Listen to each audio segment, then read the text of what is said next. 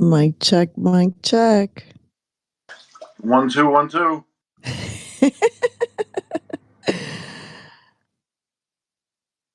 Have we really arrived here? It's January 20th, 2025, and I am feeling deeply grateful as I sit and reflect about pretty much the last 5 years, the last 9 years, the last decade, and such. Great to be here with all of you. Please take a moment to like, share the space. We are here every Monday that we can, 9 p.m. Eastern time. And this space is New York Freedom Fighter X Space, which is hosted by yours truly, Angel Perez of Cafecito Break, Mark 4 NY, Cozy at Cozy's Wellness, and you can find Mark 4NY at Mark 4NY. So please take a moment right now, like, share, follow, drop a comment, invite a friend to join our X Space. Just want to share the good news that we, despite how little attention we get on the X Spaces and all the crazy glitches, we do actually make an impact, and we are getting the right attention, and we are working on lining up some fantastic guests. So stay tuned. With that, I'd like to invite Cozy. Welcome, Cozy. How's it going, everybody? Hope everybody's doing well. Um, Today was the inauguration, and I saw his speech on 2x speed, of course, because I like to watch things faster. I did see it. It's a good speech. Um, and there's some controversy, of course, online. People are talking, did Elon do the Nazi salute? Interesting. I don't know. I didn't see him do it, but I've seen clips and I've seen pictures all over the news of people saying that. I want to get your thoughts on it. Uh, and, just, yeah, I'm going to pass the mic to Mark for NY. What's going on, fellow freedom loving Americans? Good to be back for another X Space with my fellow freedom fighters, Cozy and Cafecito. It is Inauguration Day. Happy Trump Day. Happy MLK Day. I saw the speech, and I was there in 2016 for the inauguration in person. And that speech, in my opinion, was better. This one is an FAFO speech, kind of letting everyone know we're taking the country back. We're taking, the Gulf of Mexico changing to the Gulf of America. That really is kind of meaningless, in my opinion. But the Panama the Canal being controlled by China and taking that back, that means a little something. I do have my hesitancy with Trump when it comes to, making Canada part of the U.S. and everything. Sounds like a globalist type of move, but I'm not mad at it either. um, you know, we've been 50 states for a while, and we added states since the founding of the country, so it's not a bad thing. If more people can benefit from the freedom of being part of America and our Constitution, I can't see that as being a bad thing. But Trump is, before that, he said he's going to release the documentation on the JFK, RFK, and MLK assassination. So it's going to be interesting to see what happens. I mean, I kind of wanted to go to the inauguration, but I'm glad that I didn't. I saw right when he won that hotel prices were going for like 2,000 a night. And when I was there, I had a ticket and I had a pretty close view. It was outside, and today I think it was freezing or snowing, and everyone was in the stadium where the Washington Capitals hockey team plays. And going into the stadium, that's really not the same as you had a smaller room filled with people, select group of people and everything in there, so not the same effect. But obviously, you have the security reasons because they do want to kill him, especially for all the positive things that he wants to do. People don't want positive changes in the country. They want to destroy the country. They want global communism, and Trump is in the way. He doesn't want to let that happen, and I'm grateful for it. We waited a long time for him actually to be in office, but hopefully we don't have to wait too long for him to make the positive changes that he's going to make. And You have the Trump haters out there. I don't trust anybody 100%. I'll believe it when I see it, and I'm pretty sure that I'm going to see it. There's a people in the community who don't like the Operation Warp Speed. I explained before that was an election year. You were not stopping the vaccine from coming out. Too many people behind it. Media, bought out congressmen and senators, bought out politicians all over the country. It was basically Trump against the world with the vaccine. And he didn't want to seem like an anti vax crazy conspiracy theorist, even though he's been talking bad about vaccines with children for years. So you can look at his tweets from 2012 and 2010 even, or whenever Twitter first came out, he was talking about vaccines being bad. So for those there, what he did during the election year, and he also tried hydroxychloroquine, so that way, if hydroxychloroquine works, which it did, which he got criticized for, they wouldn't be able to approve an emergency release of the vaccine. So he did everything that he possibly could to stop the vaccine, and it was an election year, and he had to go. And not the majority of people were scared because the media scared them, and he didn't want to seem like he didn't want to put a vaccine out there because that's what everyone wanted. And unfortunately, that was the reality. It was an election year. But I'm not going to forget about all the good things that he did just because of Operation Warp Speed. He's the first president to make the KKK a terrorist organization, even though he's called racist all the time. He's the first president to even address sex trafficking, especially child sex trafficking. He put a task force together. The first you don't have politicians talking about sex trafficking. There's over a 500,000 children just in the US that go missing. Okay, so he actually did something about it. There's a long list. You could go on White House 45 and look at the archives on all the good things that he did for the economy and otherwise, addressing the border issue, because that's a lot of sex trafficking happens through the border. Kids and women are smuggled through the border and trafficked into our country. So these are things that nobody was talking about, and he was making impact on it. And he's going to do a lot more in this term because he doesn't have to worry about reelection next time. So now I'm looking forward to seeing what he does in a second term, especially putting people in prison for their crimes.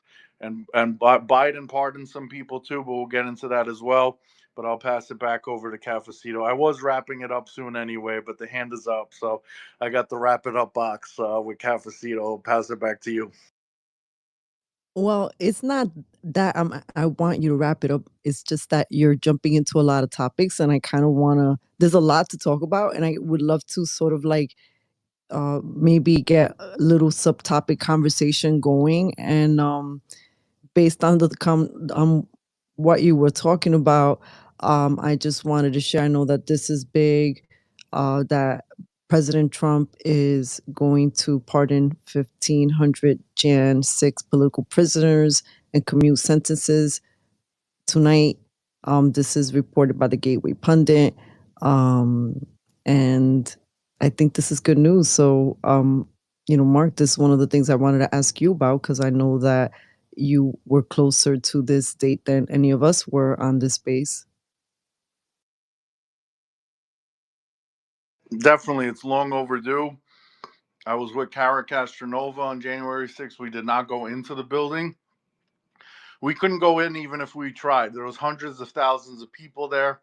There were some people that were escorted into the building by police officers, as you could see, and they were set up. You have an old lady that went in there just as a tourist because, some people haven't been to DC before, and the Capitol building is open to the public. I've been to the Capitol building before January 6th, and you could literally walk right in there.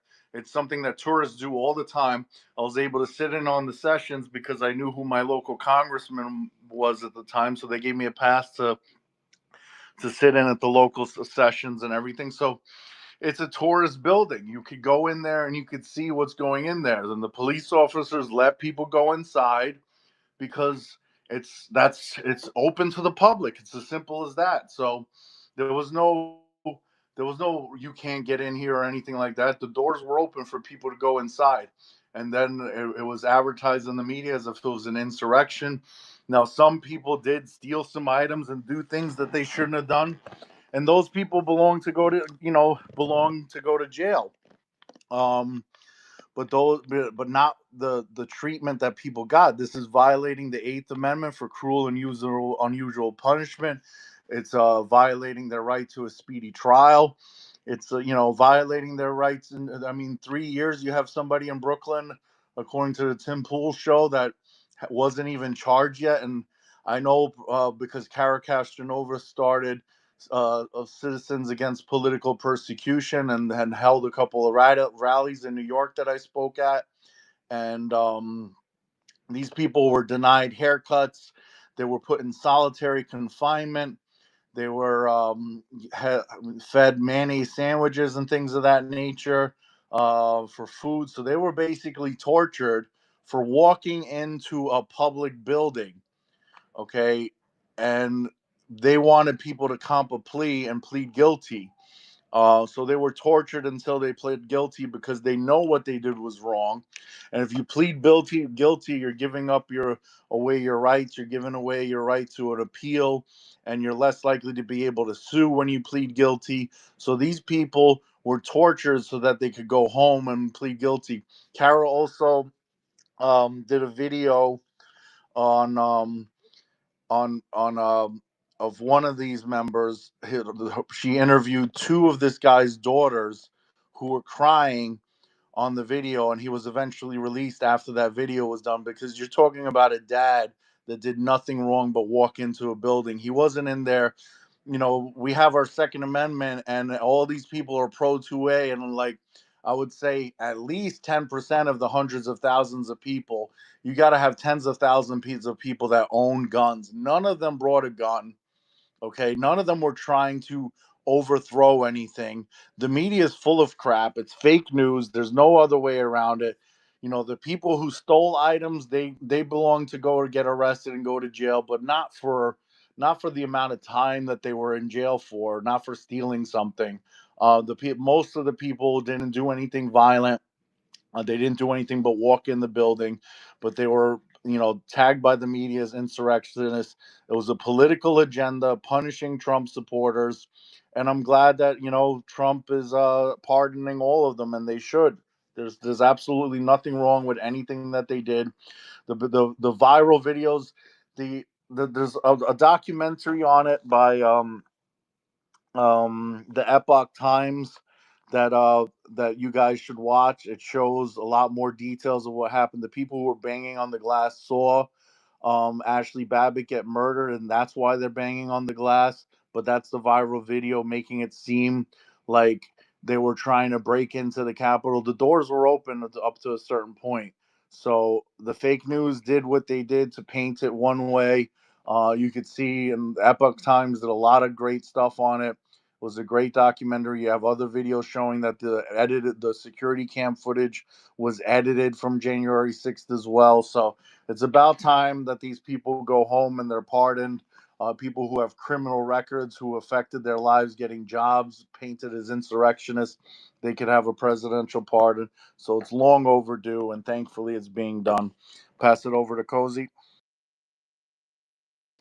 Yeah, and I just want to talk about two of the things he mentioned is pulling out of like these world organizations, World Health Organization and the Paris Climate Treaty. So I was excited about that because we don't want any of these globalist organizations telling us how to behave, what to do. I mean, Sorry to interrupt, but he did that the first term with the Paris Climate, and then Biden correct. was right back. But continue. Yeah, yeah, no, he did that exactly, and I'm glad he's doing it again. Also, he did mention that he's not going to automatically give people birthright citizenship. If you came here illegally, you shouldn't just be granted that. Uh, your kid shouldn't just be granted that. I agree with that. And let's just see how fast he gets rid of these, at least the criminals for now, right? Like get rid of all these criminals committing crimes who came through the border. And obviously, if you don't belong here, you don't belong here. You broke the law, but that's going to be harder to, I think, easier said than done, right? To get every single person who came here illegally. We're talking about millions upon millions of people. So that's going to be challenging. But if they have a record, definitely need to you need to go. You need to go. Also, just can't wait for to see what happens with the fluoride. Um, hopefully these states get rid of them. Um, RFK Jr., we need to make sure he gets in as HHS secretary. So we all need to be putting pressure this week until he gets confirmed. Uh, we have to, have these action plans where right now, anybody listening to this, you need to find out who your representatives are in the House, in the Senate, and contact them. If you don't know who they are, just Google it. We don't have to spoon feed you all the time. I mean, we do to make it easier, but people, you guys know how to research.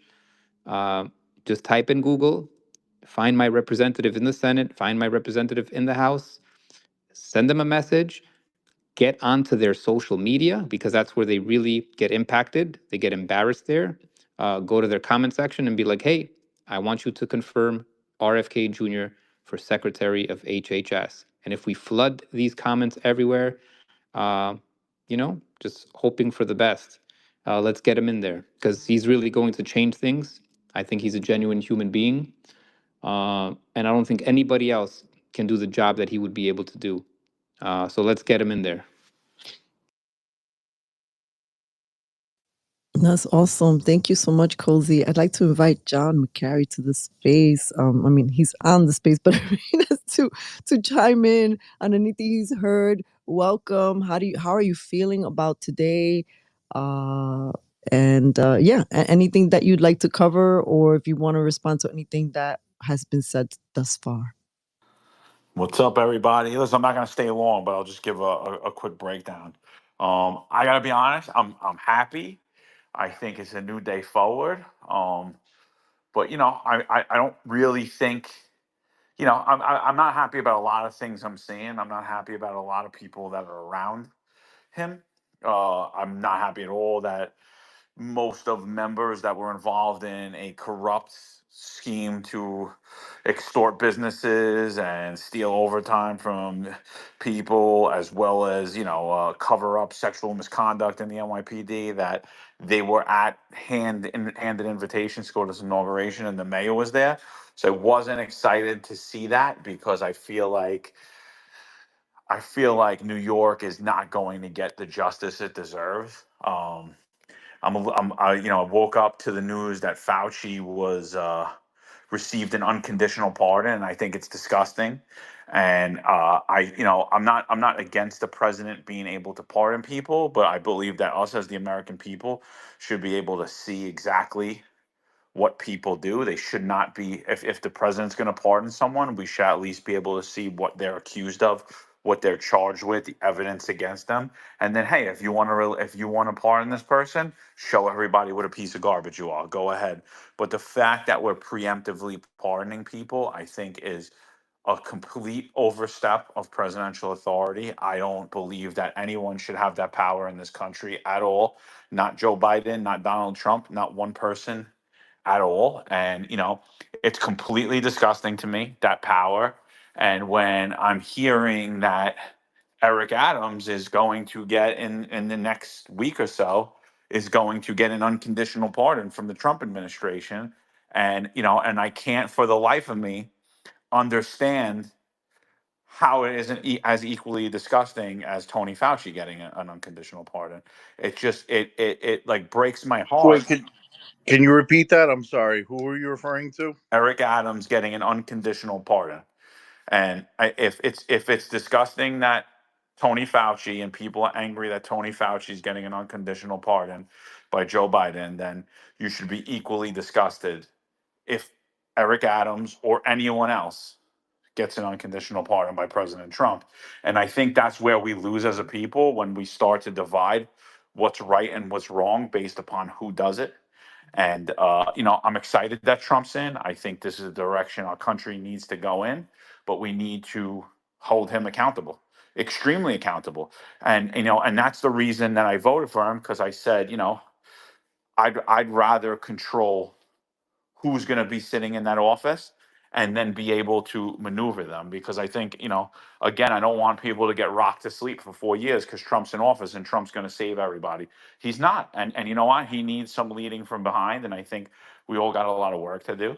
So I woke up this morning. I was highly upset that Fauci got that part in and Millie got that part in, because I'm like, well, what crimes? We don't even know as a people what crimes they've committed. And now we're never going to know. And I think it's disgusting. And then the same holds true when now I'm hearing the same thing about Eric Adams. And but and so like I was a little annoyed this morning, I'm not gonna lie, and I'm hearing, everyone, oh, Trump's playing 6D chess, 26D chess, and he's smarter than everyone. And I'm like, no, I'm sorry, he's a human like the rest of us, and I'm happy that he's the president. I'm excited. I thought he gave a great speech. I thought the things that he's doing, the executive orders that he's signing, are awesome. I think it's a step in the right direction. I like most of his appointments, but his advisors, really, there's a bunch of grifters from New York that are all around him. And honestly, none of them wanted him to be the president. They all wanted DeSantis to be the president. They all hated his guts. They all turned their back on him numerous times, flip flop numerous times on this individual. And now he's like I'm seeing a similar mistake to his first 4 years. What I said, he surrounded himself with people that do not have the best interests of this country. They have the best interests of their pockets.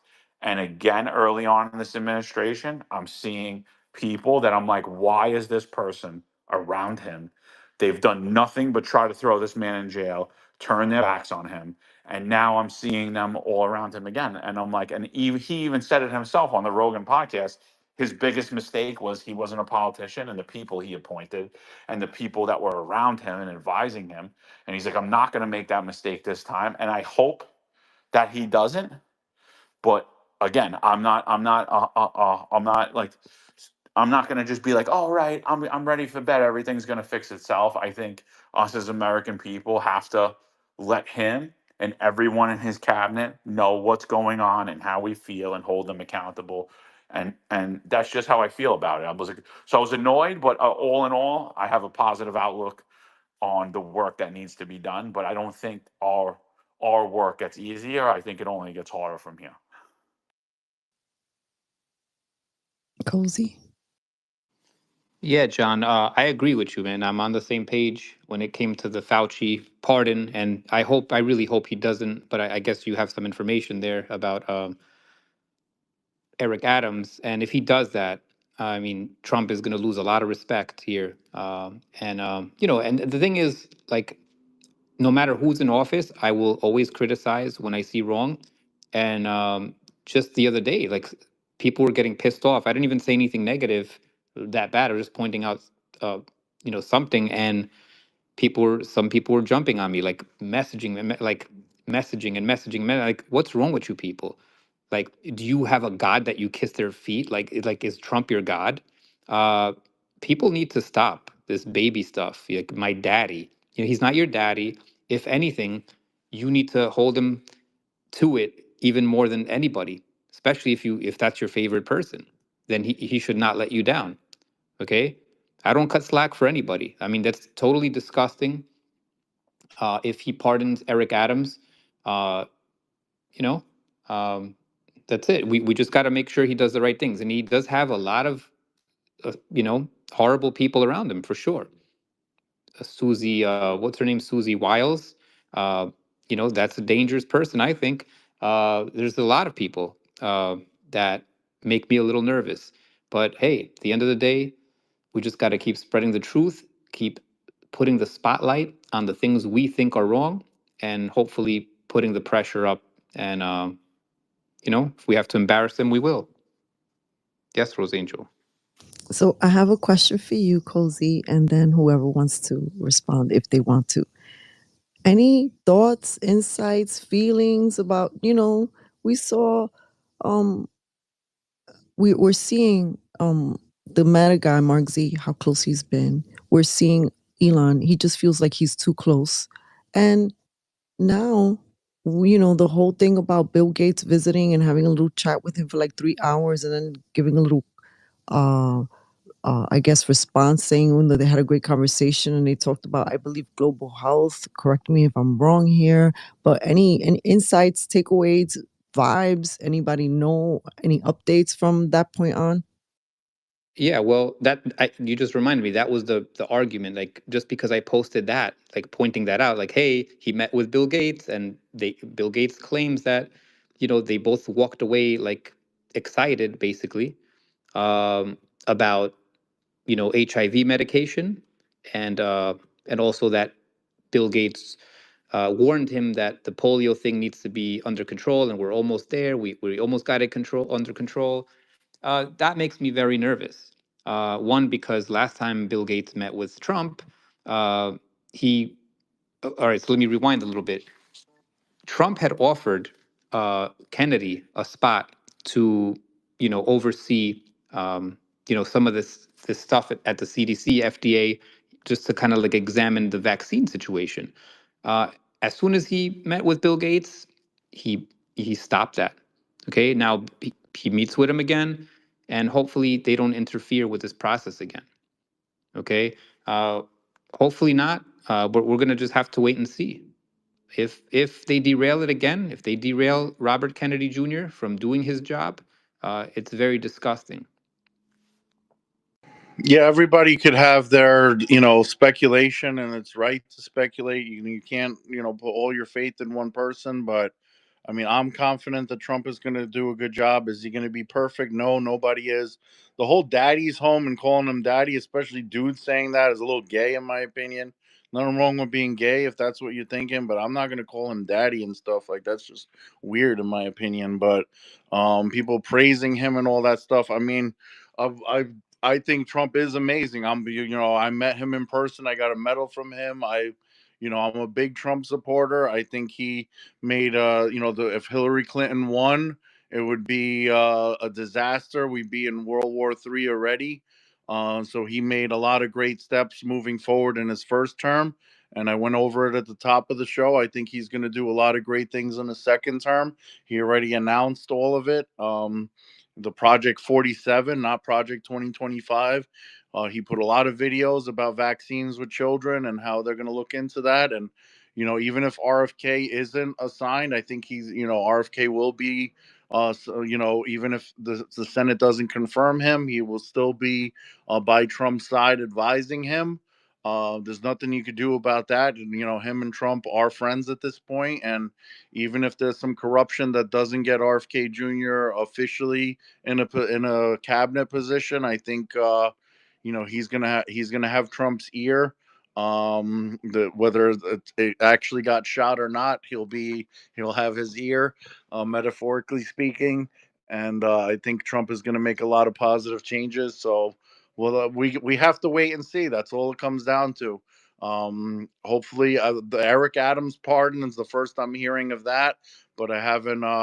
I've been working. I saw the speech this morning, and it worked and whatever. I saw some things come across. It's the first I'm hearing about Eric Adams, but maybe that's some type of deal where if you stop destroying New York and actually don't make it continue towards the communist route, I'll give you a pardon. And if that's the case, and Eric Adams starts improving New York in his last term, I still won't be okay with a pardon, but maybe that's the deal that came across. I don't know. But Cozy, you had your hand up for a bit. Let's see what the deal is.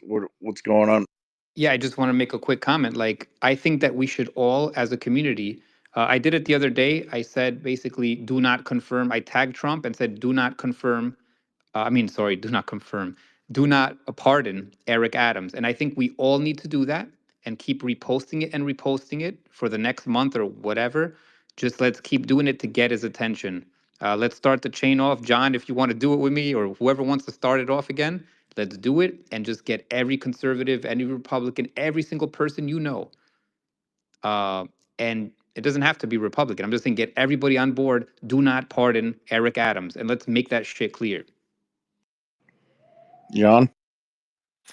Yeah, and here's my thing. I don't even care if he pardons him. I just don't want to see a preemptive pardon. I want this case to play out. And the reason why you're seeing so many New York Republicans push Eric Adams on down Donald Trump's throat is because, and I don't think this is Eric. I don't think this is Donald Trump, by the way, trying to utilize Eric Adams. He doesn't need to utilize him. The guy's an incompetent loser, completely corrupt individual.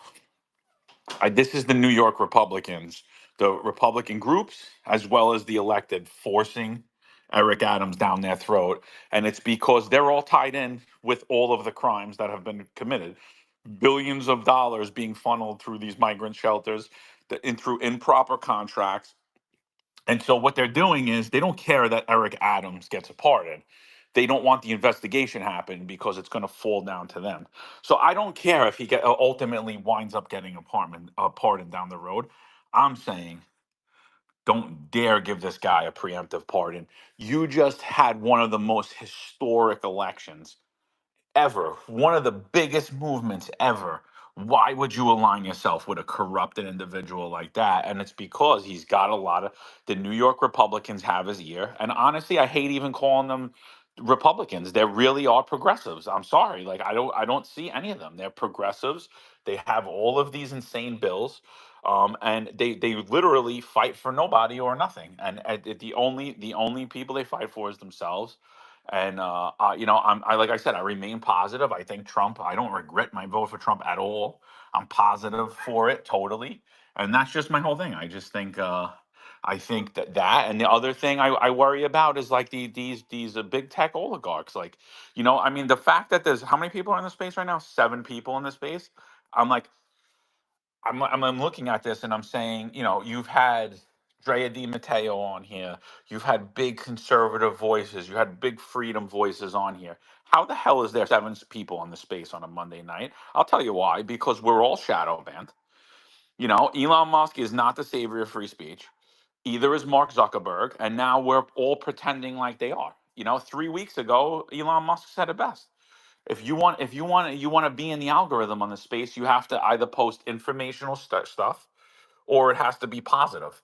How do I make posting about overturning the mandates positive? How do I make about posting about crime positive? How do I make about talking about and exposing corruption positive? So I've been putting unicorns on all of the crime stats that I put out. And I don't know what that was, but that was basically a sign to me that's saying, well, it's going to be better when I control your speech as opposed to when Jack Dorsey did it. And I'm like, no, it's not. I don't care, and it's the same way when I see like the attachment with Trump. And I love Donald Trump. I supported him when all of the New York Republican electeds didn't. I've been supporting him all throughout. Nicole Malliotakis flip-flopping back and forth, and all these other people. I've supported him that whole time. And I've never wavered on my support for him. But I'm like, if like I said, if it's horrible for Fauci to get an unconditional pardon, and it was horrible for Biden to do that, then if Trump does that, it's equally horrible. Like, though I don't support unconditional pardons regardless who does it. The same way I don't support censorship regardless who does it and how well we align politically. And that's it. Yeah, I'm gonna repeat what I said earlier with Elon Musk. For those that don't know, I mean, we don't have a lot of viewers on here, but thanks to Cafecito Break, she posts this on Instagram and also puts it on Rumble. So even whatever, we're just using this as a platform for us to speak to each other, and then this gets shared everywhere afterwards, so we get some more views there afterwards. So, but Elon Musk, 100%, or at least 99%, in my opinion. Nothing's 100%. Is a black hat. He wears the dark MAGA hat to let you know he's a black hat. When he interviewed Trump on this space, he put hold music on for an hour, and I think he did that because he's a sociopath and he wants his own ego to put Trump on hold for an hour, as well as millions of people. Because if there's a technical difficulty with the space, you're not going to be able to play hold music. If you could play hold music, you could do voices. So it was running fine, and he kept people waiting for an hour for his own psychotic ego to keep the president of the United States on hold, because that's the egomaniac sociopath that he is. And he is the black hat with the dark MAGA. And when it comes to the pardons, I know you said he doesn't need Eric Adams, but New York City is a sanctuary city. presidents and local laws when it comes to mayors and governors. President cannot overrule local officials and their local laws and states' rights and things of that nature. I don't agree with a pardon, but I'm just saying that's the first I'm hearing of Eric Adams and Republicans being on board and stuff like that. People do get red pilled, even people like Eric Adams. I think if he did crimes, he belongs in jail, but. I don't know enough about it to talk about it, but maybe there's some type of you're a changed person, you're trying to do the right thing now or something. I don't know. I'm not going to speculate. I don't want to see him pardoned either. And Fauci being pardoned, Kash Patel said there's no pardons for treason. From what I see online, president can still pardon someone for treason. So I don't know what that was about, but Cafecito, I'll pass it to you. Hello. Excuse me. I have so many things I'd like to respond to. I guess, okay, I'll start back. We're just talking about Fauci being pardoned. I have to say that that did take a damper on my celebratory mood, and I wonder if that was done intentional. I mean, in terms of waiting till the last minute, I understand that play. If you're playing, any game, I'm gonna throw my card. I'm gonna play my best hand at the very last second because I'm not trying to. And I don't know nothing about card playing because I'm not great at it, but I understand the strategy. I'm gonna want to throw my best card last if that's gonna be to my advantage at that point. And when I think about when he did this at the 11th hour, we wake up and everybody's sort of like thinking it's Martin Luther King Day. This is the day where President Trump is gonna get sworn in. And there's already so much chatter. I mean, I still don't know how I feel about the fact that this went indoors. When they asked Trump point blankly just a little while ago, as he was signing his executive orders that I feel happy about as I'm learning about them, like January 6th, for example, like the whole thing about our freedoms of speech. But let's see where those things hold water. Let's see what's going to happen. Like sometimes I know, and that's why I value all of your insights and assessments because we're if you being an everyday person and then being in moving in politics or in that corporate world, it is politics. You have to politic. That means that sometimes you're gonna have your enemies, people you can't fucking stand, excuse my French, right next to you, and you're smiling. You guys are looking optically like there's nothing wrong. We know that we know that smart people make that move all of the time. Now, how does it look optically? I don't like the way it looks optically, especially when we know that so much of the boots on the ground efforts is what helped get this win.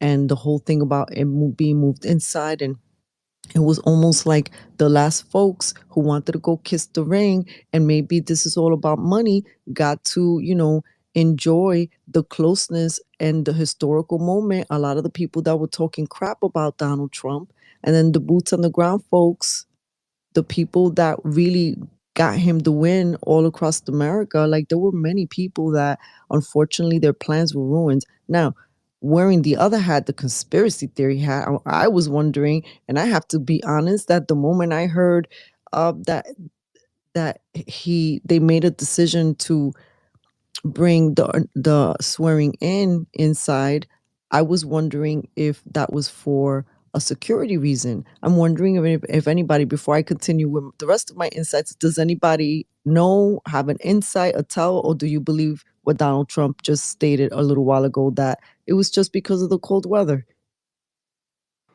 Well, I think it was cold in 2016 too. I think they also said it was supposed to snow though. I don't know if it actually snowed or not. It rained in 2016, and you weren't allowed to bring umbrellas for security reasons either.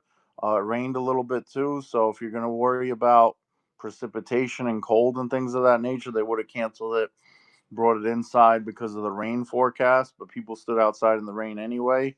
It rained on and off in 2016. It wasn't too bad, but Yeah, it was a lot colder this year, so but I think it was possibly security risk as well. But yeah, I agree with you on that. Because just optically, when we saw him arriving or leaving from Florida and then arriving, uh, this is what they were saying. Confirmed this, that he was in vehicles that had anti-drone technology. I don't know. This is what I was hearing. I don't know if that's a thing. I don't know if John knows anything about that type of technology. I This is not my area of expertise, but things that are being talked about. I am grateful that he did wrap up his evening with the people. Uh, that was nice, and that I did like the play of him. Talking about the some of the first executive orders there with the people. I think that was exciting. It almost felt like, the way I looked at it is like, okay, now that I got the optics of and me hanging out with those folks out of the way, now I'm gonna be with you guys. Because if you read his body language, he went and he did the proper thing, and then he went and he relaxed, and then he's more himself. The speech he gave at the well manicured speech was one thing, and then the speech he gave when he was inside was another thing. Anyone want to comment on that? Um, how do you see it? Is that him, Donald Trump, saying, I'm with the people. I also have to play this game too, like, because he is the president for everybody. So, I don't know. Yeah, I only saw the morning speech, and it was kind of like I said earlier, like an FAFO, like it's time for vengeance, and correct all the wrongs that have been done the past 4 years. Pretty much embarrassed Biden while he was there, talking about how horrible the previous administration was. I didn't see the second speech, so I'm not going to comment on that. But he's always made some pretty good speeches, so people are always riled up with that, but actions speak louder than words, and now it's time to see the executive orders come into play and the pardons and all that. He's doing that stuff, and let's see if he keeps all his other promises. But only time will tell. The first 90 days are going to be interesting. I don't think he's not somebody that wants to waste time. He's not going to be out on the beach. He's not going to be out eating ice cream and taking naps during the middle of the day. This is somebody that sleeps 4 hours a day and gets work done and doesn't hide from the press. And he didn't do this to slack. He donates his salary. He lost money. He's here to he's here to save the country. In my opinion, that's what he did the last 4 years. You guys could hate on the Operation Warp Speed all you want. One mistake, I explained it 1,000 times, is not going to justify him being um, a black hat like Elon Musk is. And only time will tell. Actions speak louder than the words. The first term was great overall. You had COVID they're obviously going to do what they can to take him down. I said before they were literally burned the country to the ground before wanting Donald Trump in there, and they started burning LA down with Operation Blue Beam and stuff. So they're trying to destroy it as much as possible before he takes over. But now that he's in office, he's going to be for the people. I'm at least 80% confident that he's on our side, and I think he's going to do a great job, and I'm looking forward to it. Well, yeah, I will say that one of the things that he signed, I mean, the whole thing about signing out of the Paris Climate Agreement, but then when he was talking about it and when he was being asked about it, he was mostly talking about the money that we pay for it.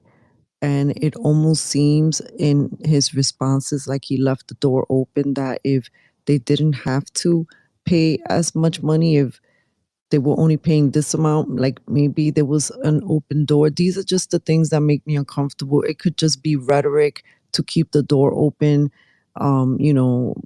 When people feel like a harsh no, especially, there's a whole bunch of people that like AOC, who was, authoritarianism is rolling in. Now, when you see the way he's surrounding himself with like Elon Musk and the Mark Z's of the world, and even like, the guy from Amazon he's so close. And to me, honestly, the first thing I think about is not social media. I think about surveillance system. When you walk into an Amazon kind of store like Whole Foods, they have all these types of information just getting data from you. The moment in all the little areas you walk in, and all these cameras are looking at you.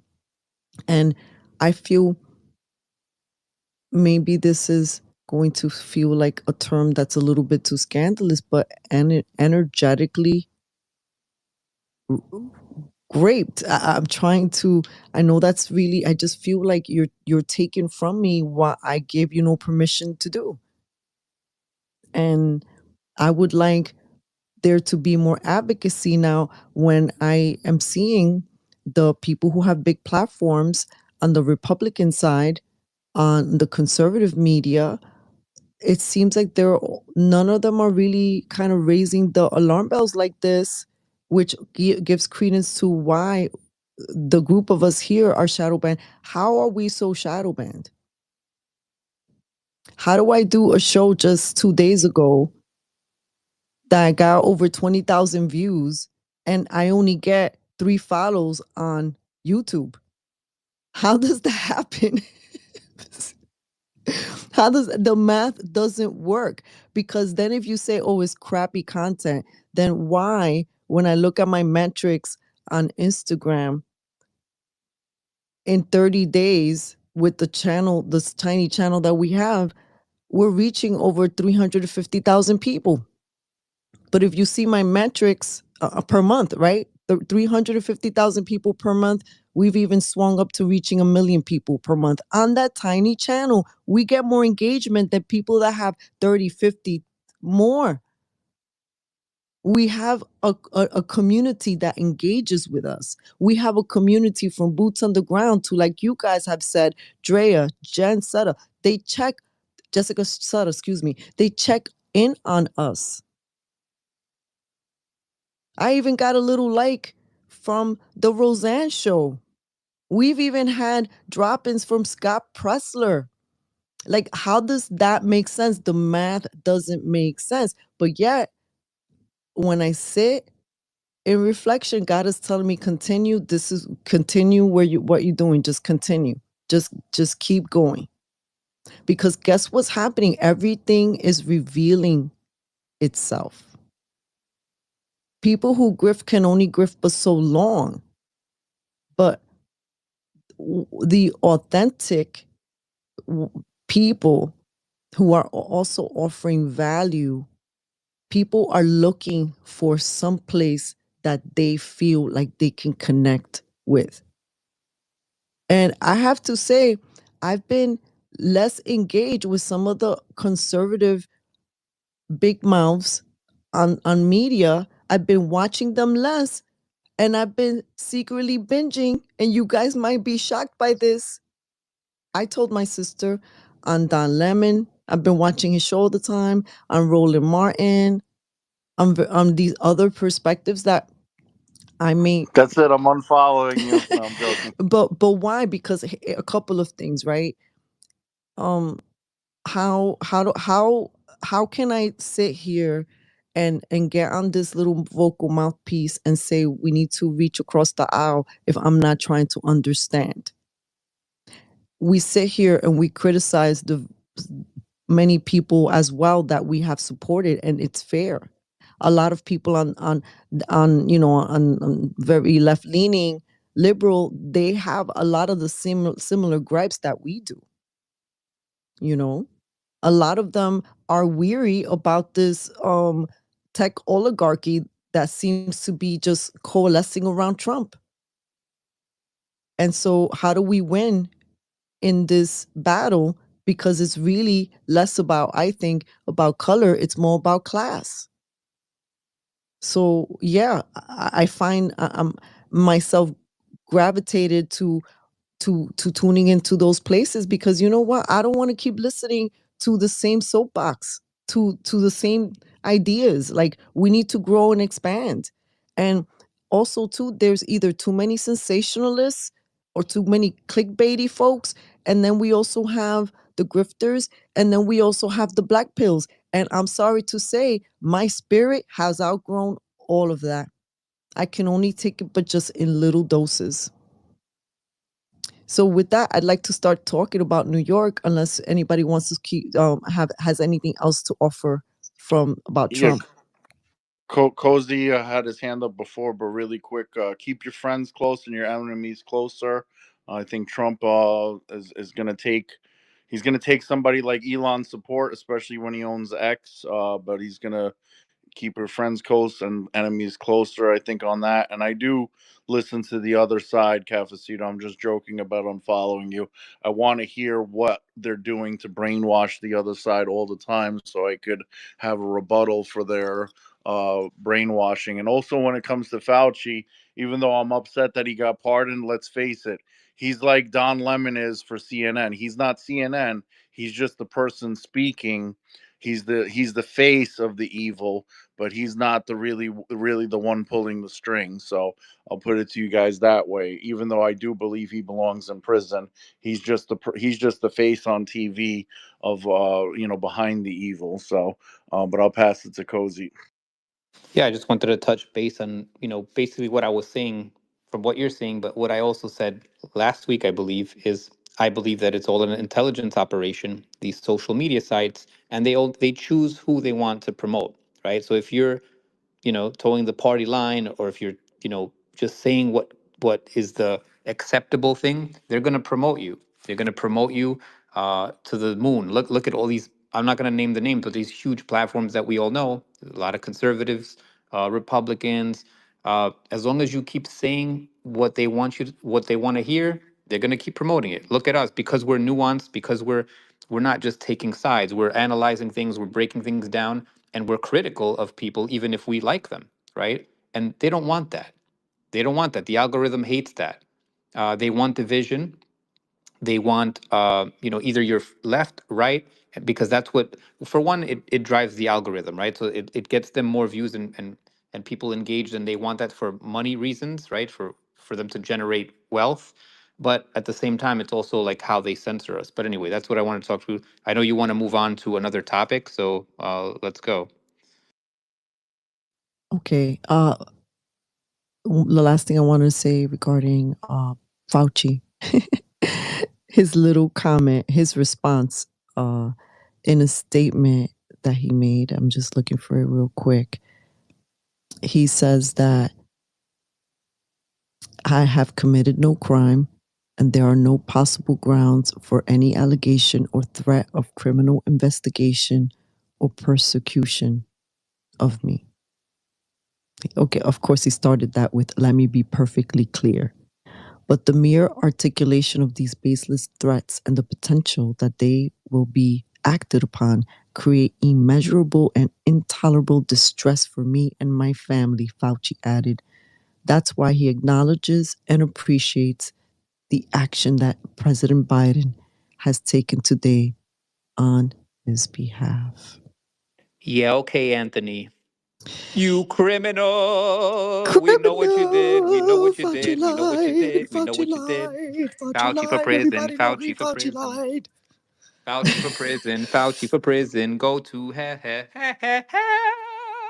Fauci, Fauci. That's why I have the little Yeah, he Fauci down. he he had crimes against humanity globally. So hopefully somebody, another country, or something happens to this guy, because he's definitely crimes against humanity. Even though he's the spokesperson, you sell poison to people. You're responsible for people's death. There could be other people being the puppet masters pulling your strings. But if you're gonna agree to go out there and say those things, you deserve to be punished for it. No question about that. And if not, then God's going to punish him eventually, because he definitely, but if anyone belongs in hell, it's that guy. Well, apparently, Donald Trump Jr. said that if he doesn't have to, pretty much on regarding this incident, that Fauci doesn't have to accept the pardon. I believe I also heard President Trump say that. And anyway, Donald Trump Jr., if he did nothing wrong, be a man and turn it down. But he won't, because everyone knows he's I guilty think of so I think much. I heard somebody even on CNN say that it doesn't matter whether he turns it down. You have to take it. It's in writing.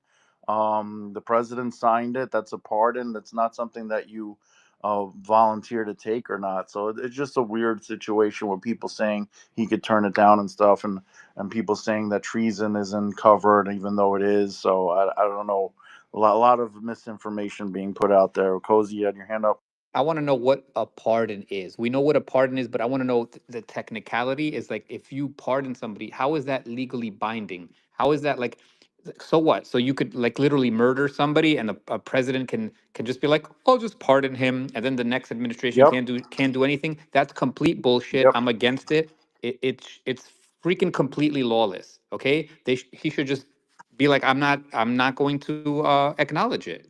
Is Trump supposed to like is he forced to acknowledge a pardon, even though this guy could be There, a there, total? there should be some restrictions on pardons, but I don't know why they're allowing it. So some people are wrongfully convicted, like the January 6th people, where you could pardon Yeah, I them, don't think and that anybody makes like sense. people shouldn't But have that power. I'm sorry.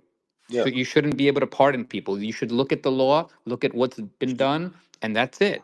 It's either you're guilty or you're John, not.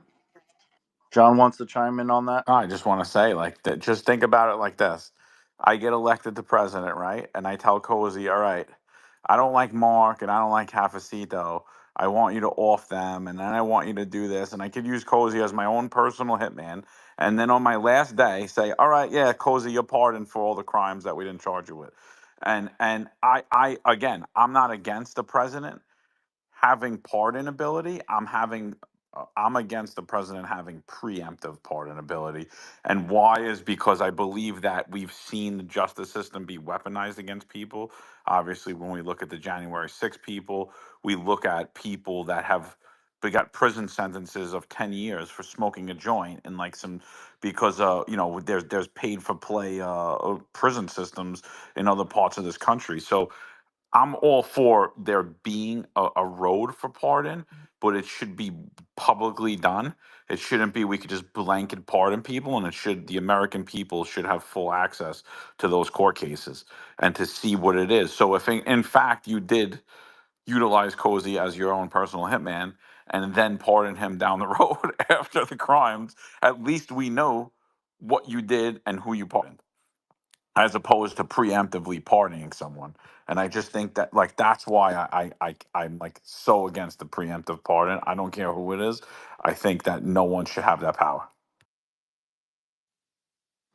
I wanted to. Yeah, it's a little ridiculous, and the Fauci's one I think is dated back to 2014, but he had crimes in the 80s for killing people with AIDS and stuff for the drug that he put out there then. So he's had a long history of crimes against humanity, but who knows? I mean, yeah. I mean, he's retired now.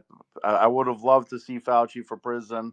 We talked about it for a while, and Biden just that's pretty disappointing news to wake up to. But we're gonna move on, I guess. I think pardon should be restricted to a certain extent, and hopefully, we make some changes to that. Well, I looked up a brief little summary uh, to answer Cole's question. And I looked it up on Brave.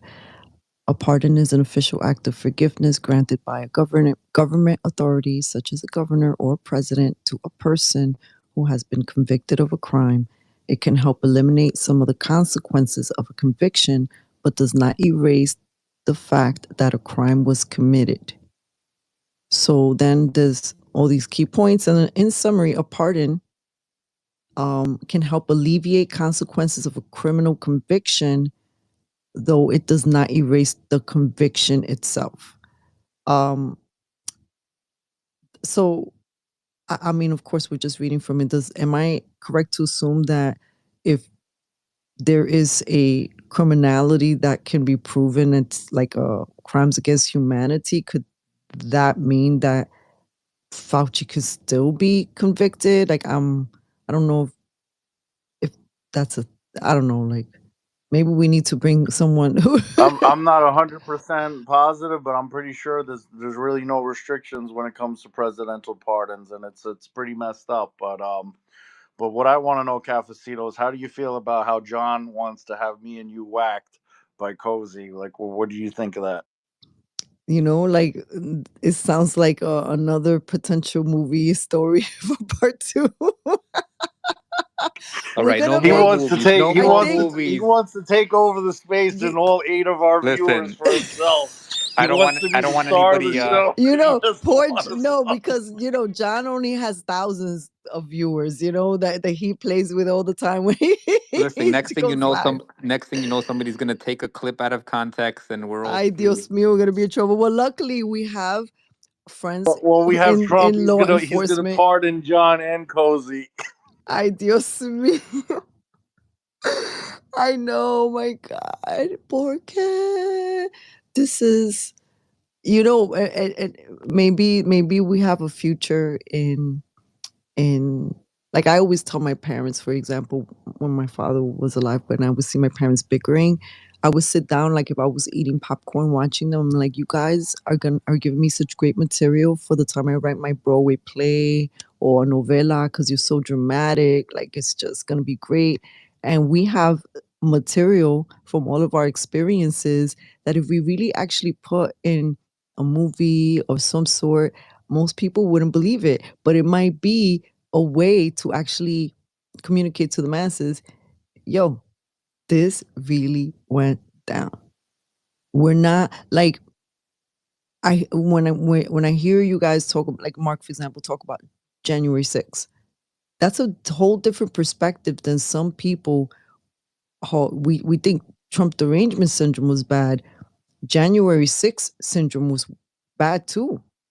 It would really bring this this almost unhinged, sometimes very poisonous, toxic, throw up, tremendo bullshit caca vibe onto masses. I didn't want to bring it up. And then, you know, their mainstream channels, or when they were tuning into like a Netflix and there's a documentary on J6, it really was painted in a way to make it look very, very bad and make it seem like our argument and the way we were looking at the information, it's like these guys, they're a bunch of like disinfo agents. Of course, we got to work with the social media giants, these people. And in a way, a lot of us, they were the people that went to jail, and then there are people who have been in a jail of other, not necessarily in housed, but when you're outside and you can't make a livelihood for yourself, or people are afraid to be around you because you're very vocal about what you have actually experienced. It's not obochinche. This is your actual life. And it makes people so uncomfortable that they don't even open those doors because you're living in a blue city. And the name Trump is radioactive. And it's about to get a little crazier as we start transitioning to the New York topic. Um, correct me if I'm wrong, but last I saw, like, aren't ICE agents supposed to start visiting blue cities as early as tomorrow? Or am I incorrect in thinking I read that earlier? It might be possible, but ones that are sanctuary cities, they're just not gonna cooperate with local law enforcement unless Eric Adams allows it, which previously he hasn't. But maybe he's changing his tune recently as part of some type of agreement or something. I don't know.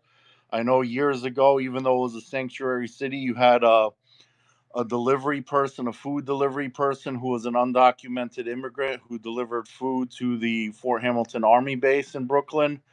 near me, and that person was deported because he was on federal land, as opposed to, since it's a military base, as opposed to the regular any other area in the city. So it's a little different with sanctuary cities, but it's very possible that it's a different ball game this time around. Maybe because local leaders are realizing the crime and the gangs, MS-13 and everything that Trump wants to try to clean up. That they'll be more cooperative now. But I'll pass it to Cozy. I just looked it up and it said it's starting tomorrow through the rest of the week. Let me read it to you here. Um, where is this thing? Give me 1 second. Yeah, I just looked it up on Grok. I don't know, it disappeared. Anyway, it said starting tomorrow and throughout the rest of the week. Ice Ice Baby, ladies and gentlemen. Time to deport people. Sean, the other song, Deport Them, the reggae song as well. John, you wanted to chime in? Yeah, I think there's been a lot of hysteria around the deportation. Adam said he can't. He's going to follow the law on this one, so he can't help ICE deport anyone. But I think Holman had a lot of Tom Holman. Who's the czar, the border czar. They had a lot of clips of him talking about we'll deport families. But if you really listen to what they were saying they're really only deporting public safety threats. Anyone, gang members, things of like people like of that caliber that are truly a danger. Like the churro lady's fine. Like nobody is gonna get her. And I think, I think almost everyone's on board with that, but there's a hysteria when they talk about any type of deportation. Like Eric Adams, like when he ran and for the last 3 years, all up until he got indicted, what he would say is, "We will never allow the police to work with ICE to harm any undocumented." Right, and it's like that's a crazy term, and that's how the left feels. Never. So that means never ever. There's no person ever that we would ever deport, which is insane. I think tomorrow begins the day that like every other country in the rest of the world, when you overstay your welcome or your visa expires, things like that, you're going to be asked to leave. There's going to be stuff like that going on. Yeah, I mean, but that's every other country in the world does that. I don't know why we're racist for doing that or we're horrible for doing that. It's I think tomorrow restores some normalcy when we look at border security, and I don't know how this is even an issue. Like I really don't. I don't understand it at all.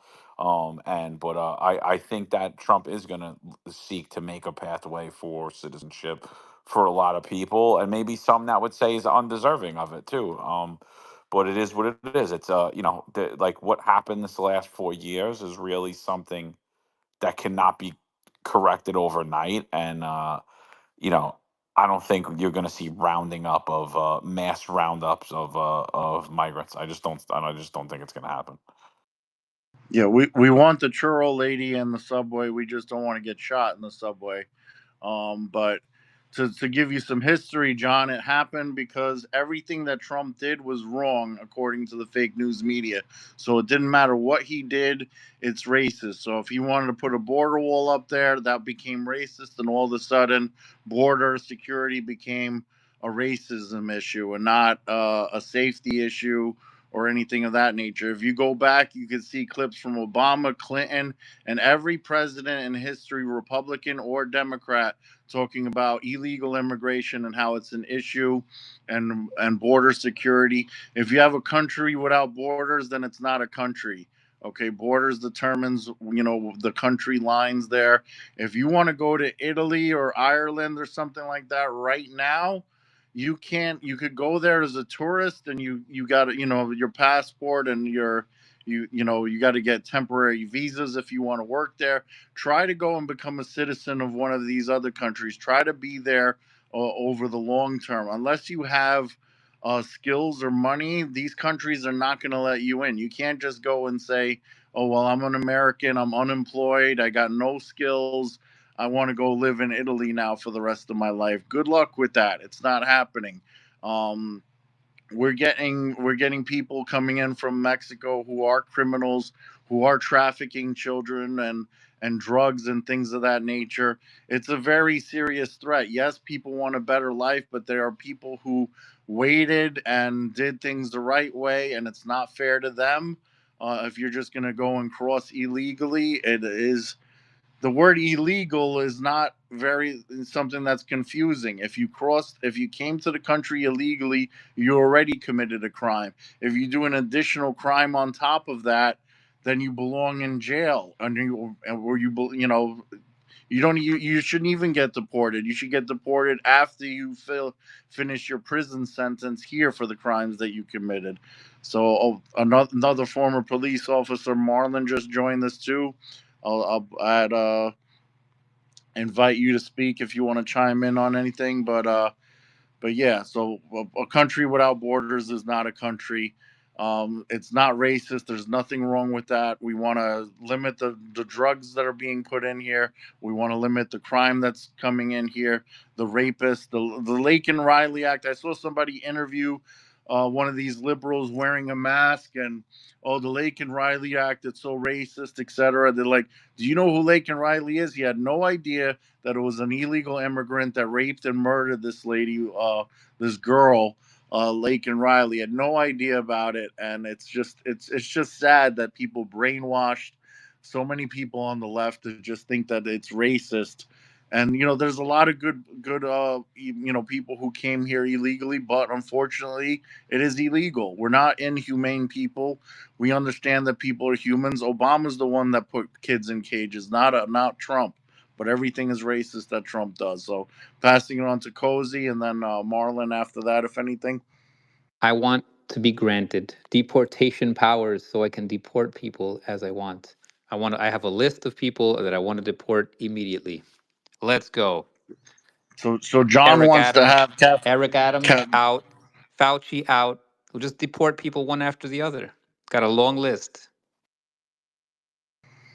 if Trump is listening, then maybe he'll give you I want tyrant to be the deportation deportation powers. czar. That's my new title, the deportation czar. Let's go. So you I'd would, rather I'd but you rather see people commit crimes like Fauci and Adams in prison than deported. But that's true because if you deport those criminals to another, they're just gonna create havoc, and we already know that Bill Gates has created havoc in other parts of the globe. All right, then I'll become the prison czar. I can put people in prison. Give me that power. I'll make it interesting too. I'll make it entertaining. I'll make like pay-per-view events. Ay, Dios Basically, mío. get another I'll be another like, listen, Guantanamo we're gonna Bay. put this guy and this guy Okay. and this guy in the cage and see what happens. Just put like It's like weird scenarios, you know? like the George Carlin stand up where he puts all these criminals in there and fights on pay-per-view and stuff like that. Yeah, like putting P Diddy in the cage with Eric Adams, and then putting like I don't know, maybe a dictator in there as well. Well, while we're talking about New York, I hope that what John says is the way it unfolds, because I have noticed that some people have been trying to get ahead of this, and they are sending a lot of nervous communications to their peoples, to activist groups, and we know that we have democratic socialists in New York that are defending this, and for me it's like I just feel like we just need to focus our efforts to try to figure out how to unseat these folks that are serving office but are not serving Americans. I was in a taxi ride with someone who was an immigrant, but a resident, I guess, in this country. And I can't tell you how many of the local taxi drivers, the ones that you pay, like what we call gypsy cabs. So I don't really like I don't take Ubers or nothing like that, really. Um, you'd be surprised how many of them are not happy with the unmanageable crisis that we have, humanitarian crisis with the immigrants. And when they feel safe enough, people will talk. And most people don't like it. But there's a peer pressure. You know how we were seeing the peer pressure that a lot of people were feeling during the George Floyd and the riots and the black squares. There's a pressure. John? No, I just want to say I don't know if we spoke about it last time, but you were just talking about holding elected officials accountable and people that aren't doing their job. And I watched that New York du jour hearing, and I gotta say I really think that's like that whole summary inquiry thing where the people like we're basically holding our elected officials accountable. So what they've done is they've have Eric Adams and Alvin Bragg in court for violating their oath. And so what I've always been told is there's no way to recall. There's no recall powers in New York. And while that's true, you can't actually recall the mayor. You could actually unseat them through this summary inquiry, and it's pretty interesting concept. So the courts like kind of like kicked been abusing them around and treating them not as if they're dealing with a summary inquiry and not actually attacking the merits of their case, but attacking the technicalities. So what they said was that they never proved that they were taxpayers, which is ridiculous, but that's why they threw it out. And they were saying that Eric Adams actually has powers to mandate. And but that was not one of the merits of the case because the du jour actually said that Eric Adams does have the power to do a mandate. Now, what he did during the mandates, that's totally different. There were a lot of things that were wrong. What he did, as he didn't follow the law when we're talking about religious exemptions, and a lot of things like that. But what what the court did was basically throw that out, and then they appealed that case. And so that just went in front of the appellate court, and I thought that was presented very well. And actually, my attorney, Jimmy Wagner, had listened to them present it the first time prior to that case being tossed. And he was like, wow, this summary inquiry thing's a real it's like a real thing, like a real lost art in the law. So he actually just presented a summary inquiry with a few members of the Common Sense Caucus, where they're holding it against Bill De Blasio and Jay Varmer for actually what they did during the mandate and upholding, like going against the merits of the mandate. And so that just popped in my head, and I just wanted to say that. And I think maybe one day we should do something with them. I had a Fuzz come on the show. I think I'm gonna have somebody else come on the show and like break it down. But I think that would be an interesting space here. And I think Mark, you touched on it last week, and me and John Matlin actually debated two of the du jour people about not voting. And I don't, and I don't agree with not voting at all. I think that I think it's a required public service that we vote, even if you don't like somebody, like even if you don't like both of them, you have to kind of make a decision. I think it's part of the game. It's part of holding elected officials accountable. Is like you have to be in the game. And so I think, I just thought that that was a brilliant thing what I watched, and I think it hasn't gotten the attention that I think it deserves. So I just wanted to bring that up because when you said that, it like just clicked in my head. Yeah, thank you for. Hold on a second, because I want to comment to that, Mark. Thank you for bringing that up. And just to give you guys a little update, Fuzz and I have been in communication, and so we are in the talks. I felt like maybe today would have been too soon because it's a like election night. It wouldn't seem appropriate. um, because I want to be able to speak really in detail about the great work that they're doing, and I had an opportunity to to shadow them a little bit as they went through one of their processes.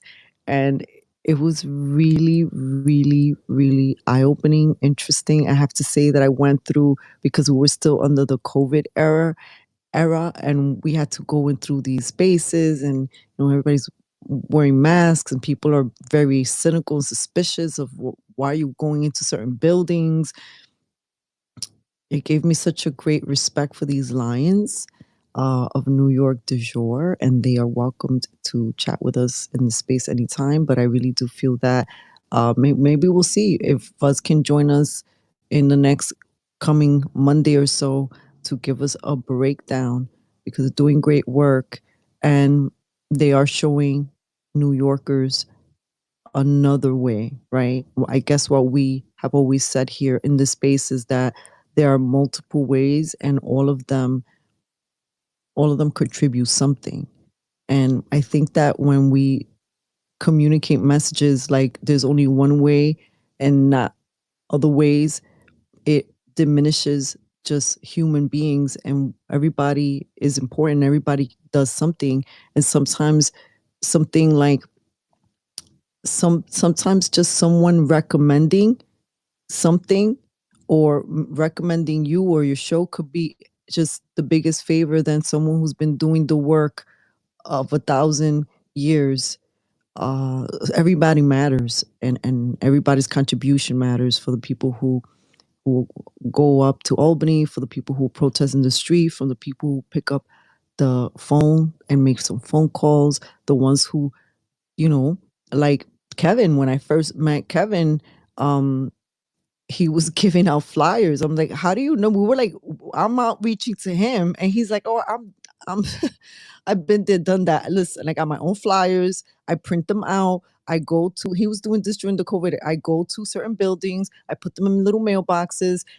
Children's Health Defense has a lot of information, and I'm laughing my buns off because he didn't know that, I was there doing my own like trying to like outreach effort, and he was his own independent outreach efforts. And these are, to me, like the everyday heroes. Everything matters. And today Donald Trump, seeing Kennedy and all those people who are a part of all this, it just makes me feel like we're all a part of it too, and I'm really proud of us. The last thing I'll say before I pass it to Cozy is that I had an opportunity to meet Lloyd Brunson back in December 2023. And I don't know if any of you guys know who Lloyd Brunson is. He's one of the Brunson brothers. And pretty much let me see. So he has a case that has been docketed by the Supreme Court. And so I really, really recommend that you guys just like visit lloydbrunson.com. The most amazing thing, when I met him, he gifted me a little pocket Constitution book, the Declaration of Independence, U.S. Constitution and Bill of Rights. It was the most endearing thing. Like, you know how some people give like hats and buttons, and I appreciate all that, but he gave me this little book, and I carry it with everywhere. When you first open the little book, there's a little oath of office, and it says, I do solemnly swear or affirm that I will support and defend the Constitution of the United States against all enemies, foreign and domestic, that I will bear true faith and allegiance to the same, that I will take this obligation freely without any mental reservation or purpose of evasion, and that I will well and faithfully discharge the duties of the office on which I am about to enter. So help me God. And it's like this little thing about socialism when you first open the first page, and it says socialism, the very antithesis of Americanism, has subtly resurfaced as a hot topic. So I love this. And it says progressive media and educators as to the supposed superiority of this European hatch system over the truly enlightened system of America's founding fathers. So there's obviously a place in it. And now that Donald Trump is in office, now that we have Kennedy, now that we're talking about Maha, now that we understand our power as boots on the ground and everyday people. I think that, whoever can, do what you can. And if you're interested in learning more about, du jour and getting involved, we'll drop the link below so you can learn more. Cozy. Yeah, I actually was going to tell you that, Ra, and Mark. I was going to suggest that we interview them, put them on the show. Next week, we actually have a big show coming up, January 27th. And you guys are going to absolutely love it. Information coming soon. And it's going to be about voter fraud, voter integrity. We're going to have a very special guest coming up, but maybe the week after that, we'll talk. We'll figure it out. But I definitely want to get to Europe here because they did an excellent job.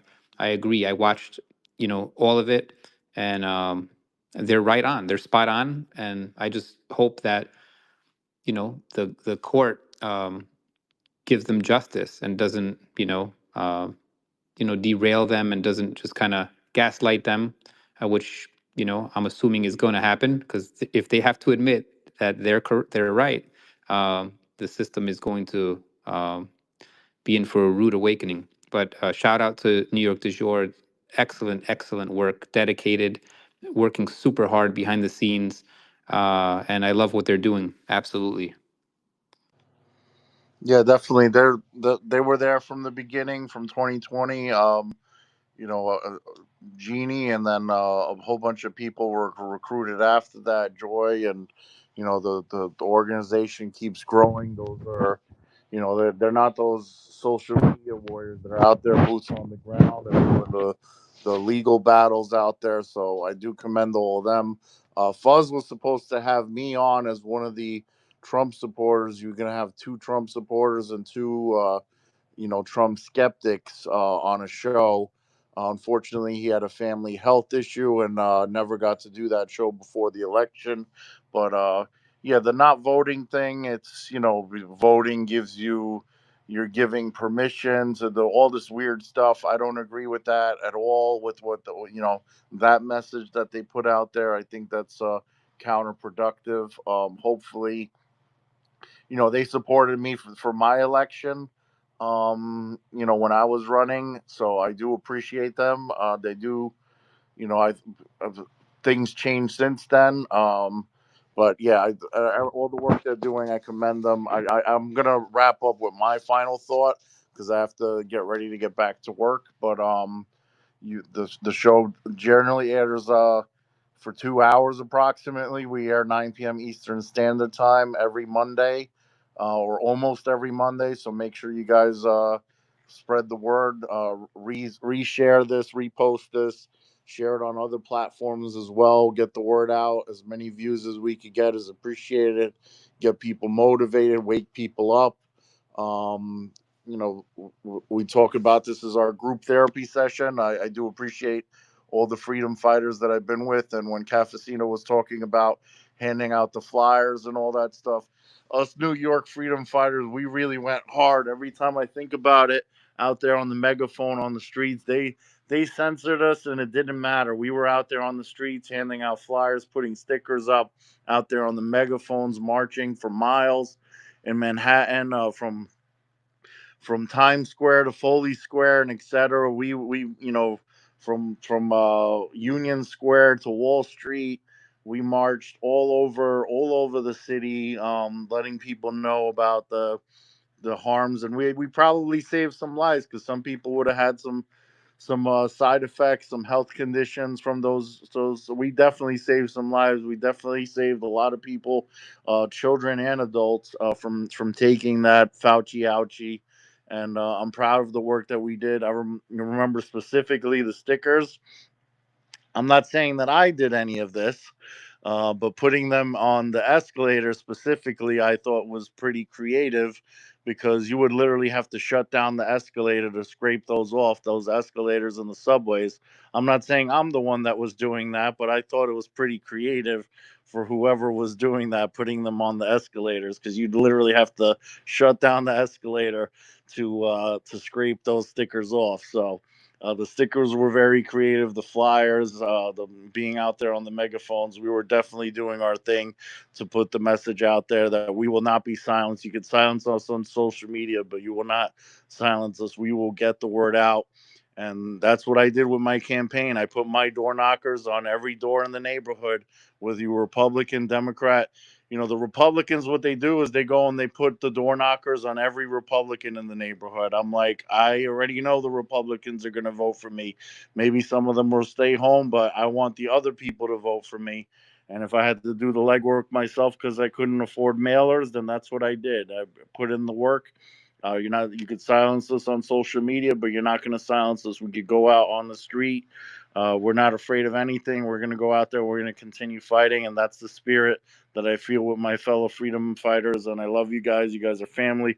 I wish we got together when I was in New York, but I'll be in New York again next time, and hopefully we'll make it happen. But I'll be on next week and every week at Monday. Hopefully, we'll grow to another platform. We're going to try to work on getting something done. Marlon's also joining us, who hasn't gotten a chance to speak. So I'll land my plane over here. And you could be skeptical of Trump all you want, but I have a good feeling that he's going to get a lot of great things done, and we are going to make America great again. So, with that being said, enjoy the rest of the show, everyone. Have a good night, and I'll see you next week. Thank you. Thank you. Welcome to the show, Marlon. Hi, good evening, everyone. I hope everyone is staying warm tonight. It's pretty bitter out here today, but there's a lot to be happy about today. It's not the time for us to relax and just think we've won something. But I think they have the oligarchs and the people who are pushing COVID have that pushing COVID and the entire like police state or medical tyranny that came along with COVID, they failed. And a lot of the moves you see Trump making now are they're kind of signs that whole agenda has failed. Trump, I believe he's gotten us out of the WHO as well. So that's all good signs. But I think I'm willing to give him the benefit of the doubt to wait and see what happens, because even though he's surrounded by a nest of vipers, which is exactly what these oligarchs are. These oligarchs care about their companies, and a lot of them have business models that depend upon the government.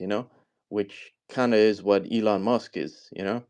So I, but I'm willing to give him the benefit of the doubt, because the opposition that we showed during COVID, it has woken him up. A lot of what they tried to pass has completely failed, and you see that with also Klaus Schwab's retirement.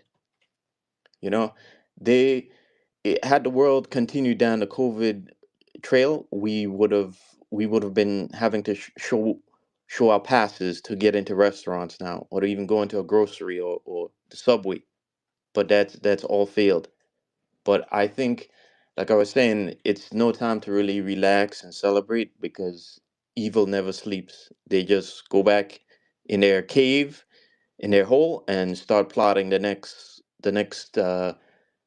crisis, or the next measure they can use to take away our freedoms.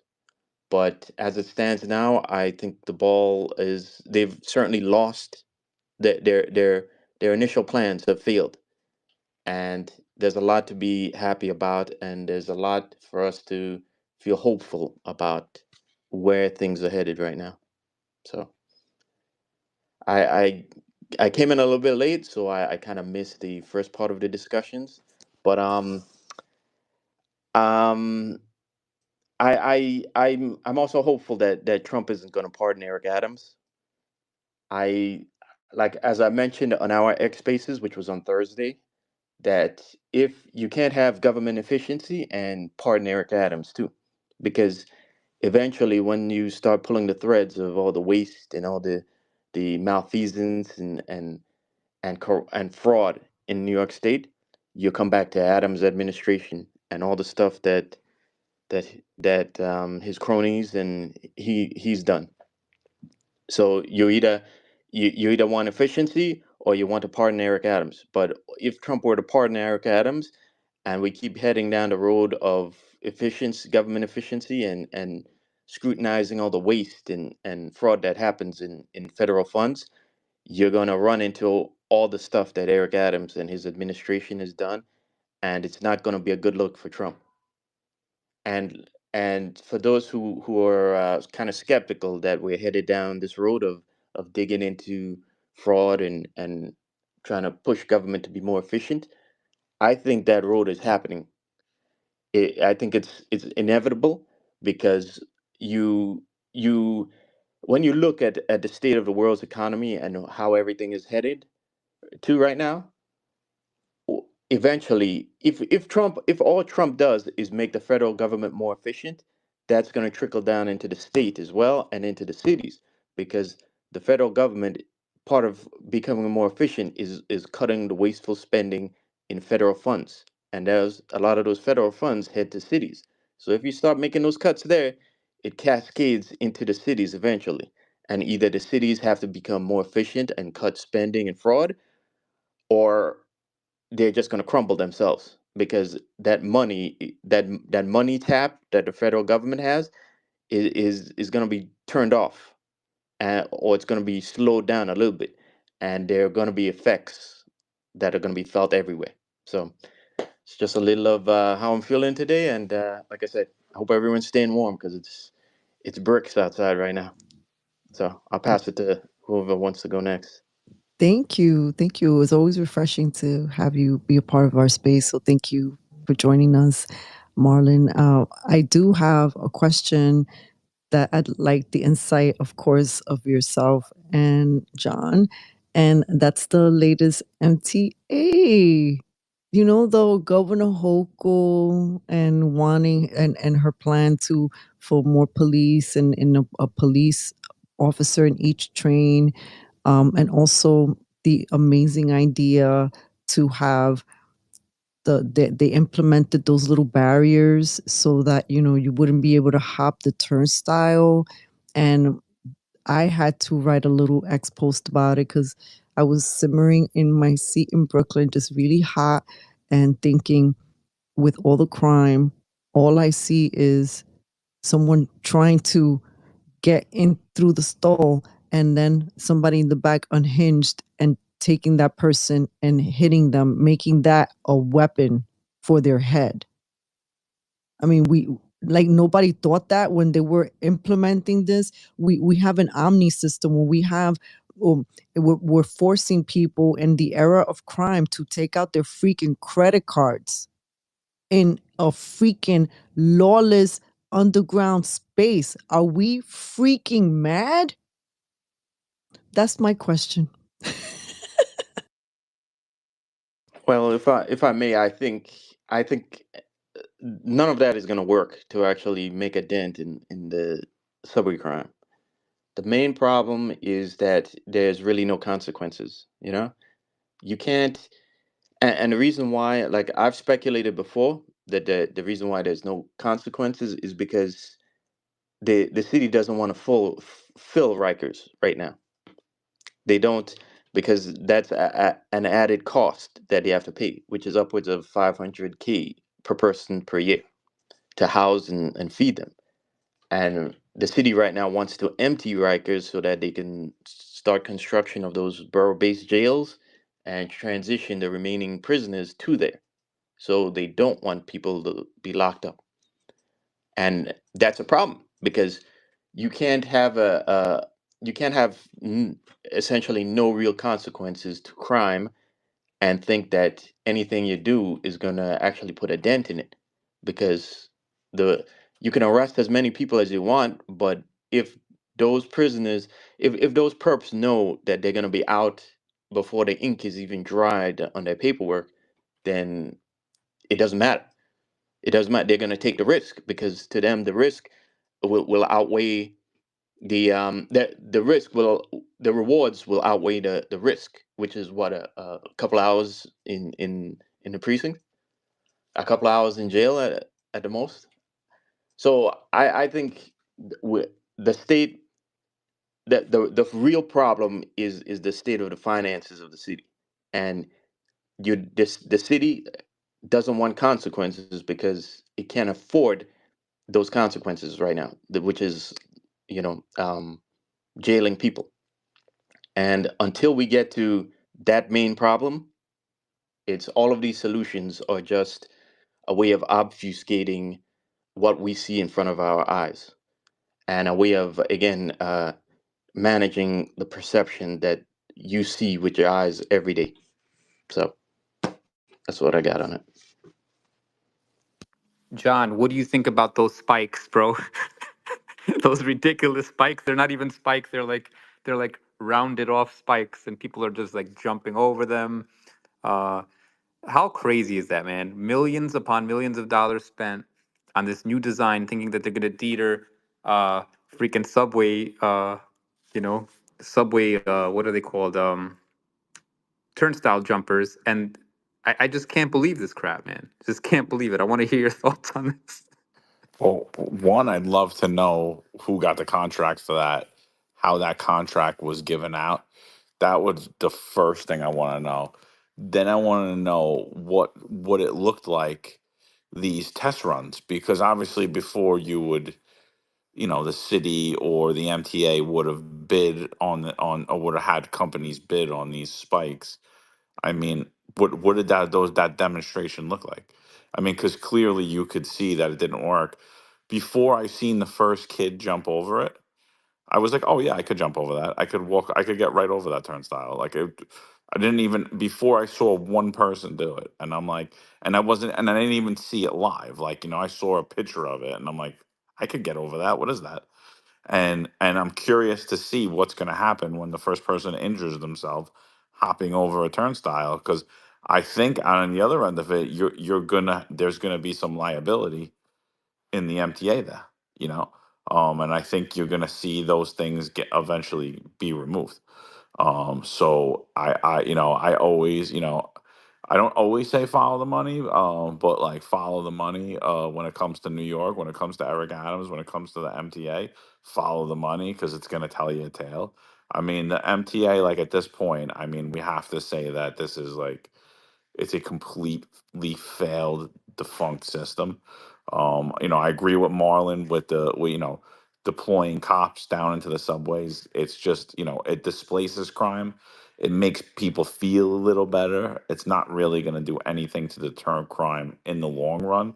Maybe in the short term, while there are cops on the train platforms, maybe, because again, there are no consequences. It's like a child, who's acting up, and the mom's like, "Wait till your father gets home," right? And then if the kid knows daddy's going to come home and do absolutely nothing, and there's going to be no consequences when daddy gets home, wait till daddy gets home doesn't really have the same effect anymore, right? Unless daddy's going to whip your ass when he gets home, right?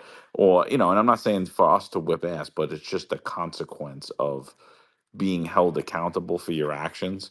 I've said it before. I don't know if I've ever publicly said it here, but I was arrested twice in my youth, and spending a night in central booking was the greatest lesson I ever learned. I was like, yeah, I don't think I want to live like this. I don't think I want to be told what to do, when I could use the bathroom, who I could speak to, if I want to go to the store, stuck behind four walls. I'm like, yeah, I don't think that this is what it is. And it was minor crimes both times, but it was a valuable lesson. And I believe, and ultimately I received a 6 month ACD and don't get in trouble again for 6 months. And New York City afforded me the opportunity to come back from my mistakes and actually become a police officer later on in life. So I think that we've removed even the smallest consequences, and I tell my friends now, and a lot of my friends were also arrested. I probably all of my friends were arrested, and they're all good tax paying family people who you'd love to have as your neighbor now. And I say to them all the time, I said, imagine if we were kids when we got locked up, if they just let us out in an hour or two and there were no consequence to what we had to do. Um, as opposed to spending a weekend in jail. I mean, that was a major consequence, even though in the long run, there was really no follow up on that where we would have received jail time or anything like that, unless we wouldn't have followed in the criminal justice system what we were told to do. And and I think we even removed that aspect of it, and that's a big problem. So, but yeah, I think those turnstile spikes are an absolute joke, just like every other thing that New York City has done. And one thing that I don't think, and I think I need to start bringing it back around because I don't think it got enough media attention. And is Eric Adams' shoplifting plan on how to deter shoplifters. I don't know if anyone ever seen that, but his plan to deter shoplifters was he was going to install kiosks inside of grocery stores and retail shops, so that when you would walk in there, if you felt like you were going to steal something, you could go over to this digital kiosk. This is all taxpayer funded, and it would tell you the services that New York City has available for you, so you don't have to steal. I mean, anybody looking at that right on its face knows that that is absolutely not going to deter anything. And, it never really got brought up. So when we look at the plans, because he's putting out a lot of subway plans, I think he put out two different subway plans. He's put out two different blueprints to end gun violence. They both failed miserably, and we broke them down and said how they would fail miserably, and they have. But that shoplifting plan was something for the ages, man. That's the shoplifting I, plan and the spikes are they're tied for how dumb can we be? I didn't know about that shoplifting thing. I gotta look it up now, but it's insanity. Yeah, yeah. Look, I'm about to steal, and then oh wait, let me just look at that kiosk, and maybe there's some options for me. Who comes up with this shit, man? Honestly, I wish I was there when they came up with that plan with the spikes, because I would have laughed them to hell and back. Like, what is wrong with these people? Even just like drawing the freaking blueprints for it. Like, let me just make a smooth wave of a spike. Like, if you're gonna do it right. But anyway, no, that shit ain't gonna work. People are gonna get injured. I tweeted it out immediately. I said there's gonna be injuries, there's gonna be lawsuits, there's people gonna just step right over that stuff. They're gonna go under it, they're gonna go through the side door. You're not stopping these fair invade how do you call it? The fair invasion. Uh I can't even talk right now. Anyway, there's so many stupid ideas. Uh, I mean, maybe they all. I think what happened was after Mayor Adams confiscated all that marijuana from the stores, maybe they all smoked it and came up with these terrible ideas. I mean, There are a lot of terrible ideas. Well, here's a question that I have for all of you here on this subject. Has also the is also attached the mental health conversation, right? So, Hochul announced with Eric Adams, and I'm reading this from the New York Post, that they pledged that the New York Police Department will beef up its patrols underground, but this also includes that they would hire or deploy 5 new teams of 8 to 10 social workers and medical professionals. Nor did Adams specify how many cops. So this is what Hochul said. For the first time, we're going to create teams of trained professionals who will be embedded here, build relationships, develop trust. We're going to get, the folks in the subway the help that they need, get them into a shelter, and ultimately into housing. Now, the Post and Rose Angel have these questions. How is she going to really carry this through? And what about the people who refuse help? How is that going to become an option? And here's the question, when the conspiracy theory comes up right now, and I think about Bobby Ann Cox, and I think about you know the latest update that she gave us in Albany, and I don't know if you get where I'm picking up. Is this a situation where she could flex and use her quarantine camp bill?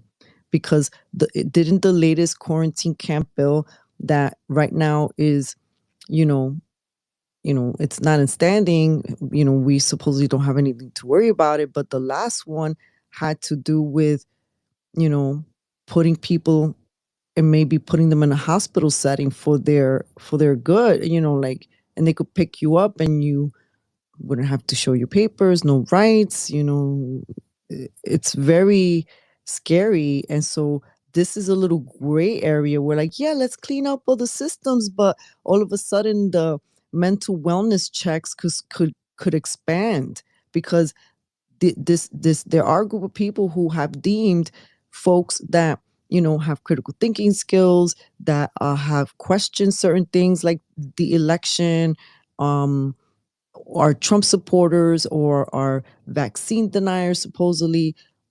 Maybe there's something wrong with these people. Maybe they're not well. Maybe they shouldn't be in with society. I know that this is a stretch, but we've seen so many things gone wrong. I'm wondering if anybody sees that if this could be a whole. John. Yeah, I mean, I don't. First of all, I don't think that it's a stretch at all. I mean, when you read the bill, it says public health risk, and at the time that that bill was presented, the New York City Public Health Commissioner, I'm gonna mangle her name, but it was something like Hoaxa. Was like it was a weird name, Burbam Hoaxa. She was like the health czar for Bill de Blasio. She had deemed any interaction with police officers to be a public health risk. So, I called the person that wrote the bill, the assemblyman at the time, and I was still on the job. So I was like very polite about how I did it, and I recorded it so that they couldn't say that I was threatening them. But and I just asked, I said, I'm just curious. I just, in this bill, this is a crazy bill because, normally things are defined in law and public health risk was not defined.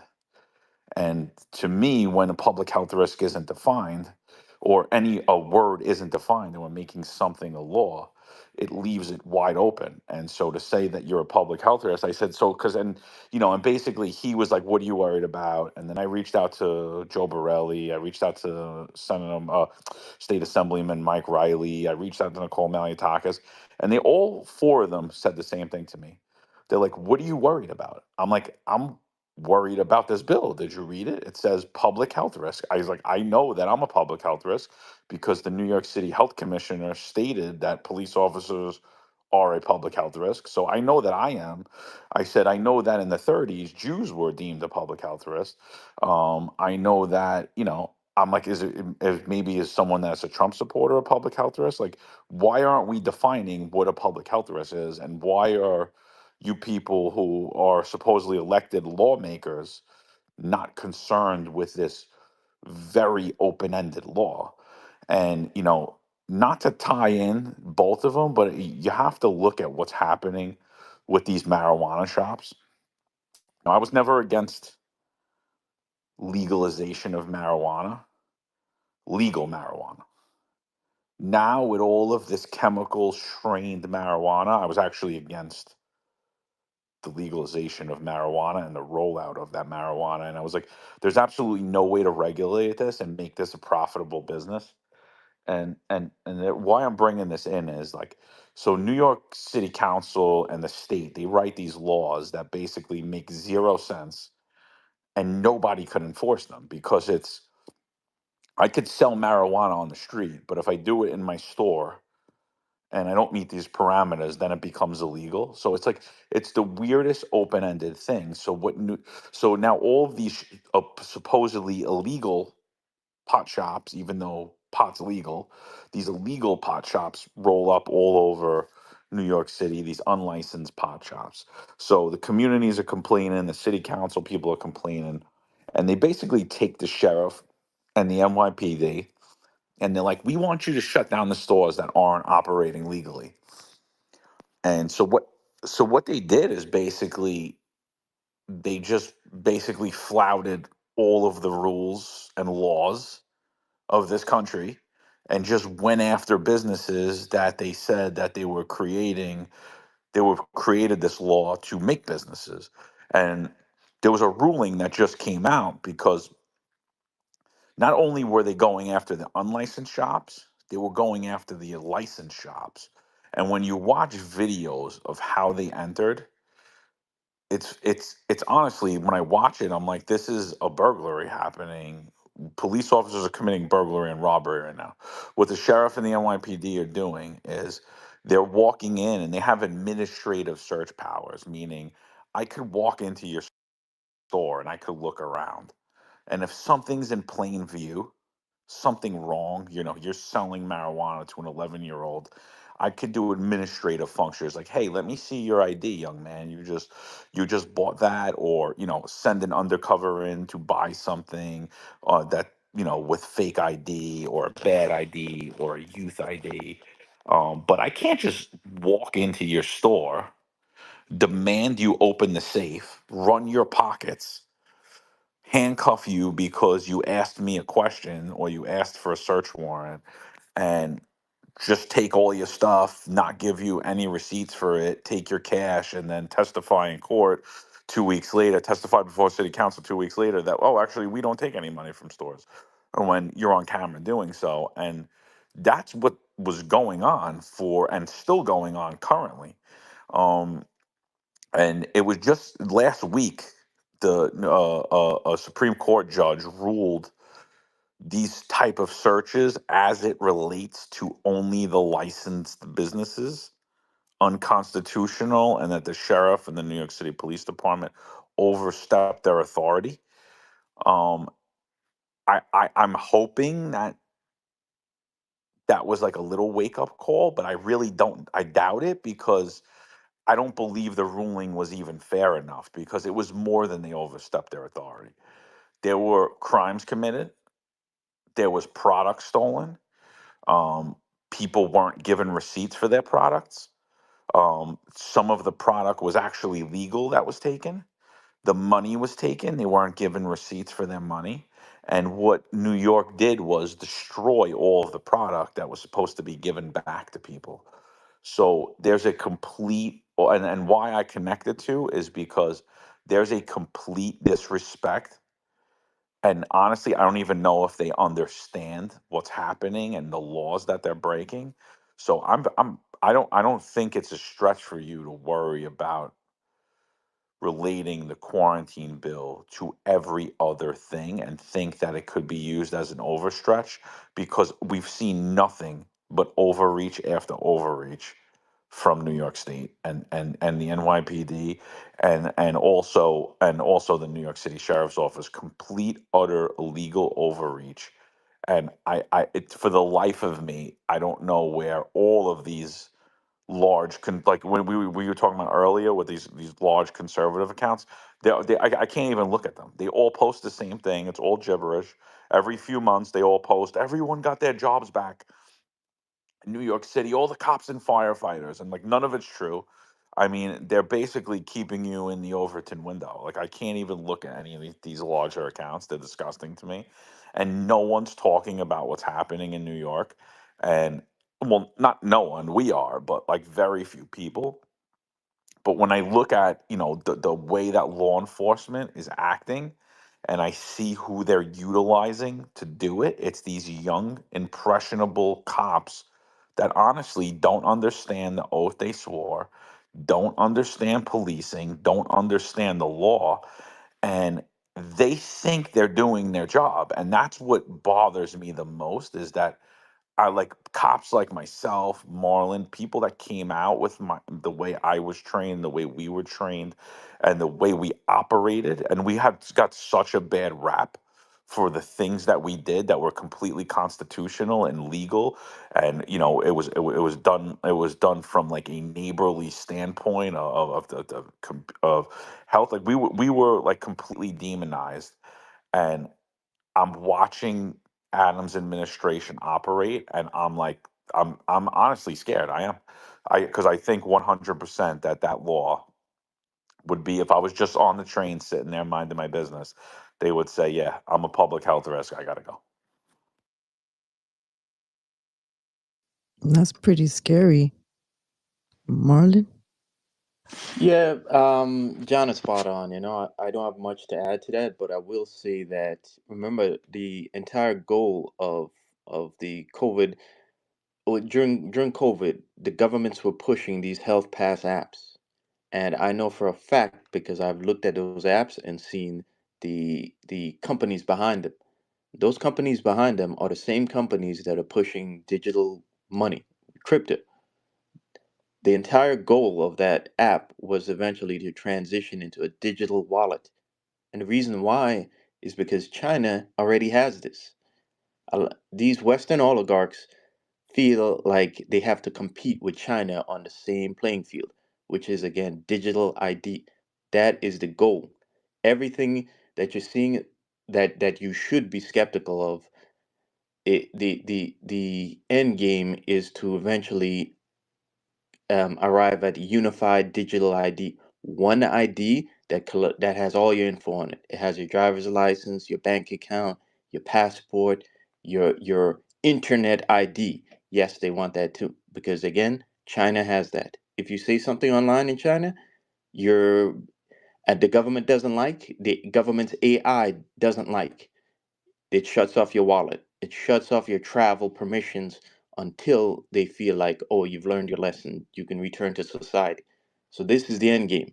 So you should be very skeptical of whatever Hochul does or does, because Hochul had the Excelsior app, which was the state's version of the COVID Health Pass, whereas the city had Keys to NYC. Uh, yes, but something else I want to add to that is that Hochul also is pushing for the extension of something called Scout, which is the Subway Corresponse Unit, corresponse teams, which are made up of psychiatrists and social outreach, social workers. They want them to go down and speak to these homeless people and help them get off of the streets.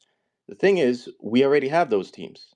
Okay, when I was in the NYPD's Intelligence Bureau, a lot of times when people call the see something say something hotline, or they send us an email or whatever, they contact us, they conflate the crazy guy with being a terrorist. So a lot of times when we go and we talk to that person, we do our background checks and everything like that, we come to the conclusion that hey, this guy is just off his rocker, but he's not a terrorist. He's not planning to blow up someplace. He may go become unhinged and stab you in the subway, but there is a difference. Okay. Now, to close out those cases, a lot of times I would call the corresponse unit and ask them if there are any resources that they can bring to that person and help them get the medical treatment that they need. And a lot of times their response was they they can't because they need you there on the scene because they're afraid themselves. Now the problem is I'm a detective in intel and I have cases, so I can't go to every one of these people that I send to them. The other thing is those times when I can, they're not available. So my point here is that we already have that in place and it's not exactly working out. So for her to push the expansion of that, unless in the absence of a wholesale remodeling of that whole unit, it's not going to work. Okay, so yes, you should be very skeptical of this. So that's it. I know that we're going a little long tonight, but I think this is so important right now because there are a lot of things that could tying together. And I do you guys remember when Mayor De Blasio rolled out with his first lady the mental health first aid program? Um, I took the training. They were offering free training, and I took it. And let me just give you the perspective of where I was coming from taking this mental health first aid training. At that moment, my sister and I are with our little shop, which is a metaphysical wellness shop. And most of the people that are coming to see us, a lot of them have um, enhanced intuitive abilities of sorts, right? They're able to interpret the field around us in different ways. And, you know, after speaking to hundreds and then thousands of people, you start to hear a lot of stories that you just can't just say, oh, these are just stories. These are people that can actually see and hear frequencies that maybe I can't. And it's really weird. But why am I saying why full circle? I'm taking this mental health program, and some of the first aid training includes examples such as the one that you sort of mentioned, Marlon, like that they can conflate and you just sort of demonstrated in real time.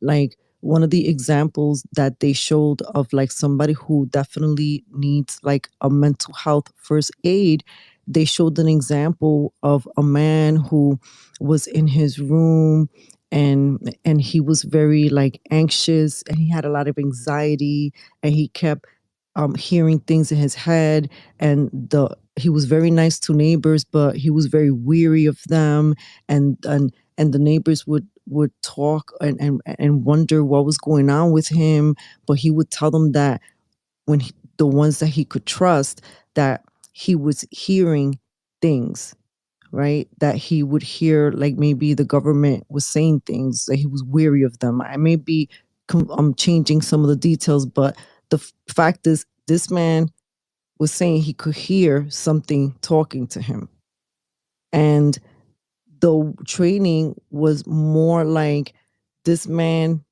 it needs mental health first aid, but there wasn't a questioning, a critique, a more digging in, like does this technology even exist that somebody could be listening in?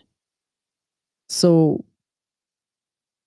I just worry because I started to see the footprints when COVID rolled out, and now with all of the quarantine camps, I can just see all the holes.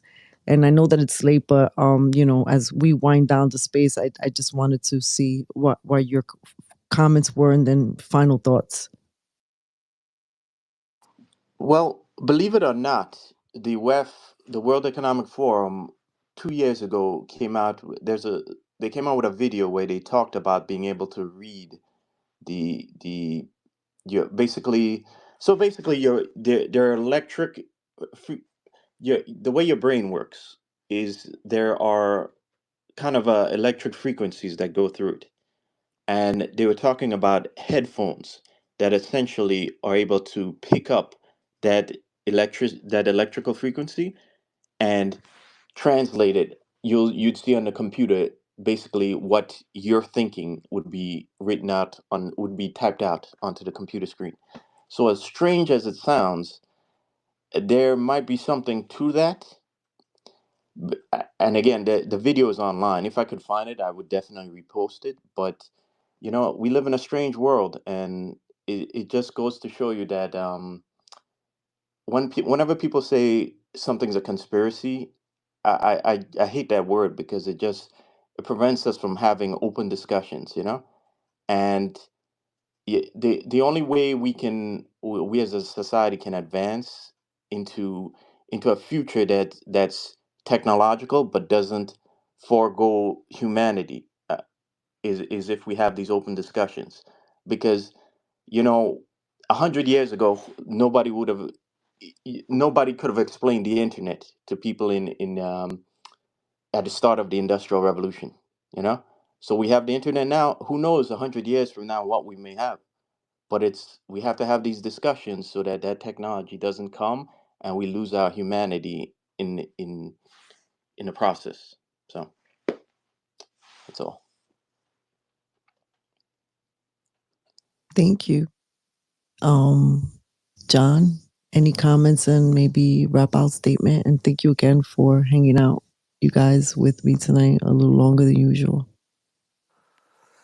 Yeah, no worries. I mean, the mental health thing's definitely tricky because like being a cop. I've sent a lot of people for medical treatment to the hospital. Particularly on cold nights. I've actually had people beg me to lock them up on cold nights. But I think there's something very inhumane about seeing someone who clearly is a danger themselves and others on New York City streets, and basically removing any authority from anybody to be able to help them whatsoever. Um, so when and believe me, I do think that that is a very scary power to give anybody, is to say that they could deem you a threat to yourself or others and deem that medical and a medical valuation is warranted. But at the end of the day, that's basically what we used to do. Is I mean, we've all grew up in New York, so everyone knows what that person's like, right? Screaming on the train, crazy, yelling in people's faces, um, and so what we would do is we would have call for EMS. EMS would come. EMS would then take them to get psychiatrically evaluated. I think that's a system that worked. Do I think it was perfect? I don't, but I think it was much better than what we're doing now, which is absolutely nothing. And so, as much as I worry about, walking that line of between freedom and safety, there needs to be some common sense solutions being made and had, and they're not there. And there was a lot of things. Our mental health system, like in New York, it's like really we're spending billions of dollars a year towards that and homelessness, and it's basically you could just light the money on fire, because all it's doing is just you're just seeing a lot of people get rich off of it, and it's not really helping the people that it's meant to help. So I think we need to really start to have these conversations as to like what do we expect when someone's having this issue? What do I expect if that was me, if that was my child, if that was my brother, if that was my mother? And I think that's the basis of how to fix systems. And it's the same when it comes true for policing in any form. When we look at stop, question, and frisk, when we look at broken windows theory of policing, that got demonized a lot, and it definitely got misused. And I'll be the first to say that. It definitely got misused, but I think there were a lot of things in place that were put in place in the Giuliani era and the Bloomberg era that were very effective, and they were far from perfect, and they definitely needed to be improvements to be made. And I think what happened under de Blasio and then into Adams is those systems were just completely destroyed and replaced with nothing. And so now we're left with this void, whether intentional or unintentional. And I just think that, we need to start to really get people in office who want to fix things. Get people in office who want to fix things and hold people accountable. Like I said, I'm very positive that Donald Trump did get elected. I don't think locally that affects much for anybody. I think our local politics affects our life much more, other than the border security, other than unless you're working in a federal job, it's not going to have much effect on your life. I mean, look, everyone's cheering, everyone's going nuts, including myself, that he said that he's going to reinstate all of the members of the military who were terminated for vaccine noncompliance during COVID. And that's great. But how does that help someone like Marlon Bethel, who 16-year NYPD intelligence detective, who literally did nothing wrong other than say, ask a question, terminated, zero due process, zero charge from the NYPD, termination non-disciplinary. And it's like, well, how does that help Marlon Bethel? And it's simple, it doesn't. And so we got to like start to look at that stuff. Like, what do we do? And I'm one. Listen, I could love you to death, but like, it's just it. I'm gonna call it what it is, and I'm gonna do the same with this administration. However I feel about them, I'm gonna call out what I like and what I don't like. And at the same time, I see a huge shift in the political scene, especially in New York. We're gonna have another mayoral candidate come on, and on Wednesday, the 22nd. We just had Jim Walden come on. We're gonna have another one on Wednesday, and then we're gonna have a few more come on after that. And I really think that we have the ability to shape this conversation. For those of you that remember, in 2020, the police were hated. So many people wanted to defund the NYPD, and now you're hearing those same voices saying they want to hire more cops. And as much as it like could annoy me, I don't have a problem with someone shifting their position. I just want to know where you were at and why now you've changed, and I could move on from that. It's the voices like Eric Adams that annoy me the most, when you're calling for defund the police, and then at the same time 3 years later you're pretending like you never said it, or you were calling for open borders for 3 years, and then you get indicted, and then Trump gets elected, and now you're saying close the border. And those are the things that bother me the most. So but I'm happy that the conversation shifted, and the conversation's only shifted because of the grassroots effort of people, many people that were on here. And I think what we see is that, like, we really just have to get back into the political arena in all different forms, peacefully protesting, peacefully advocating, online, podcasting, letter writing to our local officials, and then really leading their campaigns by not being part of their campaign, leading the conversation that we want to had. I was talking to a lot of people about this, and what I said is I don't believe that a mayoral candidate or any political candidates should have their own platform. Their platform should be our platform. This is the issues that we are facing. What are you going to do about it?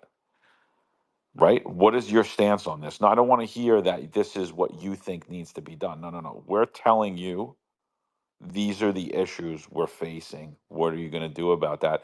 And I think, regardless where we are on the political spectrum, whether you're on the left, you're on the right, you're independent, you swing both ways depending on the issues, I think that we could come to an understanding as a society that these are the major issues, or maybe they're not the major issue, but these are our issues, the people that are running for these elected representative offices, because that's ultimately where they are.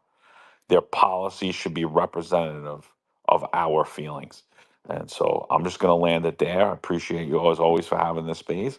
We'll keep fighting the censorship. We're going to be on 8:05 live tomorrow. We're going to be talking more about the preemptive pardons, and we're going to be talking about New York City mayor's attendance at the presidential inauguration and what that could possibly mean.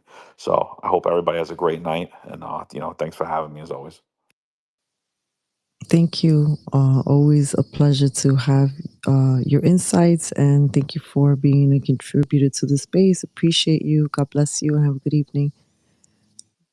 Marlon? Um, yeah. So everyone, you have to stay positive and stay hopeful, but you cannot. We can't lose our moral high ground, Just because you see these oligarchs and politicians like Adams start waving the flag, we can't just take them at their word. We have to stick to our principles and kind of push them to either get off the playing field or to get in line. So, but a lot has happened today, and there's a lot to stay hopeful about the future. So I'm hoping that everyone can, keep a positive attitude, and the future is bright, but we have to, stay awake at the same time, and be present about what's going on, and try and inform those of the people around us who may not necessarily um, be paying attention or even want to wake up, but you still have to do your best to help inform them, and you know and try to protect the future as best we can. So thanks again for having putting me on, and hope everyone has a good night. Thank you. Thank you, Marlon. And, all of you are always in my prayers, because I know that there's a reason why we have been walking the paths that we've walked. And I know that, I believe in God's timing. And that's why there's a peace in my heart for this. Because, I always tell people it's like, it's the quality of the people that you have and relationships, building, um, things that have to do with respect. And even if you don't agree, but that you can still communicate in a way where you can still have a friendly chat. And the people that I've been able to do that with in my life are the people that are still in my life and the people that I've been able to grow with in this censorship culture, part of what we've also experienced. And I don't think the masks helped with this is the whole self-censoring. People had been already self-censoring. When you're in spaces, you're being told what's polite to say, what's not polite to say. And through all of the one-on-ones that my sister would have, and I'm sure you guys have that, in your own ways too. You're with people all the time, and at any moment you have to read the person beyond what information limited you may have. I remember one time I had a young man who came into my shop, and he was speaking nice things, but there was something in his energy field that felt very erratic to me. And I felt in my whole being that I had to do everything in my beingness to be aware of that, but also not to say anything that could trigger him, because I knew that he could possibly be violent.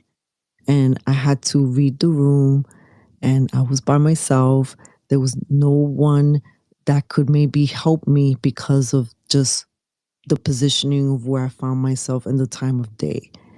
And encountering moments like that, you don't want to repeat them, because once you realize that you've put yourself in a situation where I didn't have like an emergency plan, and after I experienced that, believe you me, I did. I spoke to neighboring shops, and I came up with my own little emergency plan. But I'm grateful that I had an opportunity to create an emergency plan. Some people don't get that opportunity. And I think this is what motivates me to be here in this space on X, focusing, inviting people to be drawn in by the message, because I know people are also getting tired of the fake. And they're looking for people like us, and they'll find us, and they're finding us, because hopefully, our limits of reach will be like will be unlimited, and we'll be able to grow faster. So thank you, everyone. Deep bow to all of you, and I'll see you next Monday. God bless you. We have some exciting guests, and stay tuned and stay updated. And great space again tonight. Thank you for everyone who hung in a little while longer with us. God bless.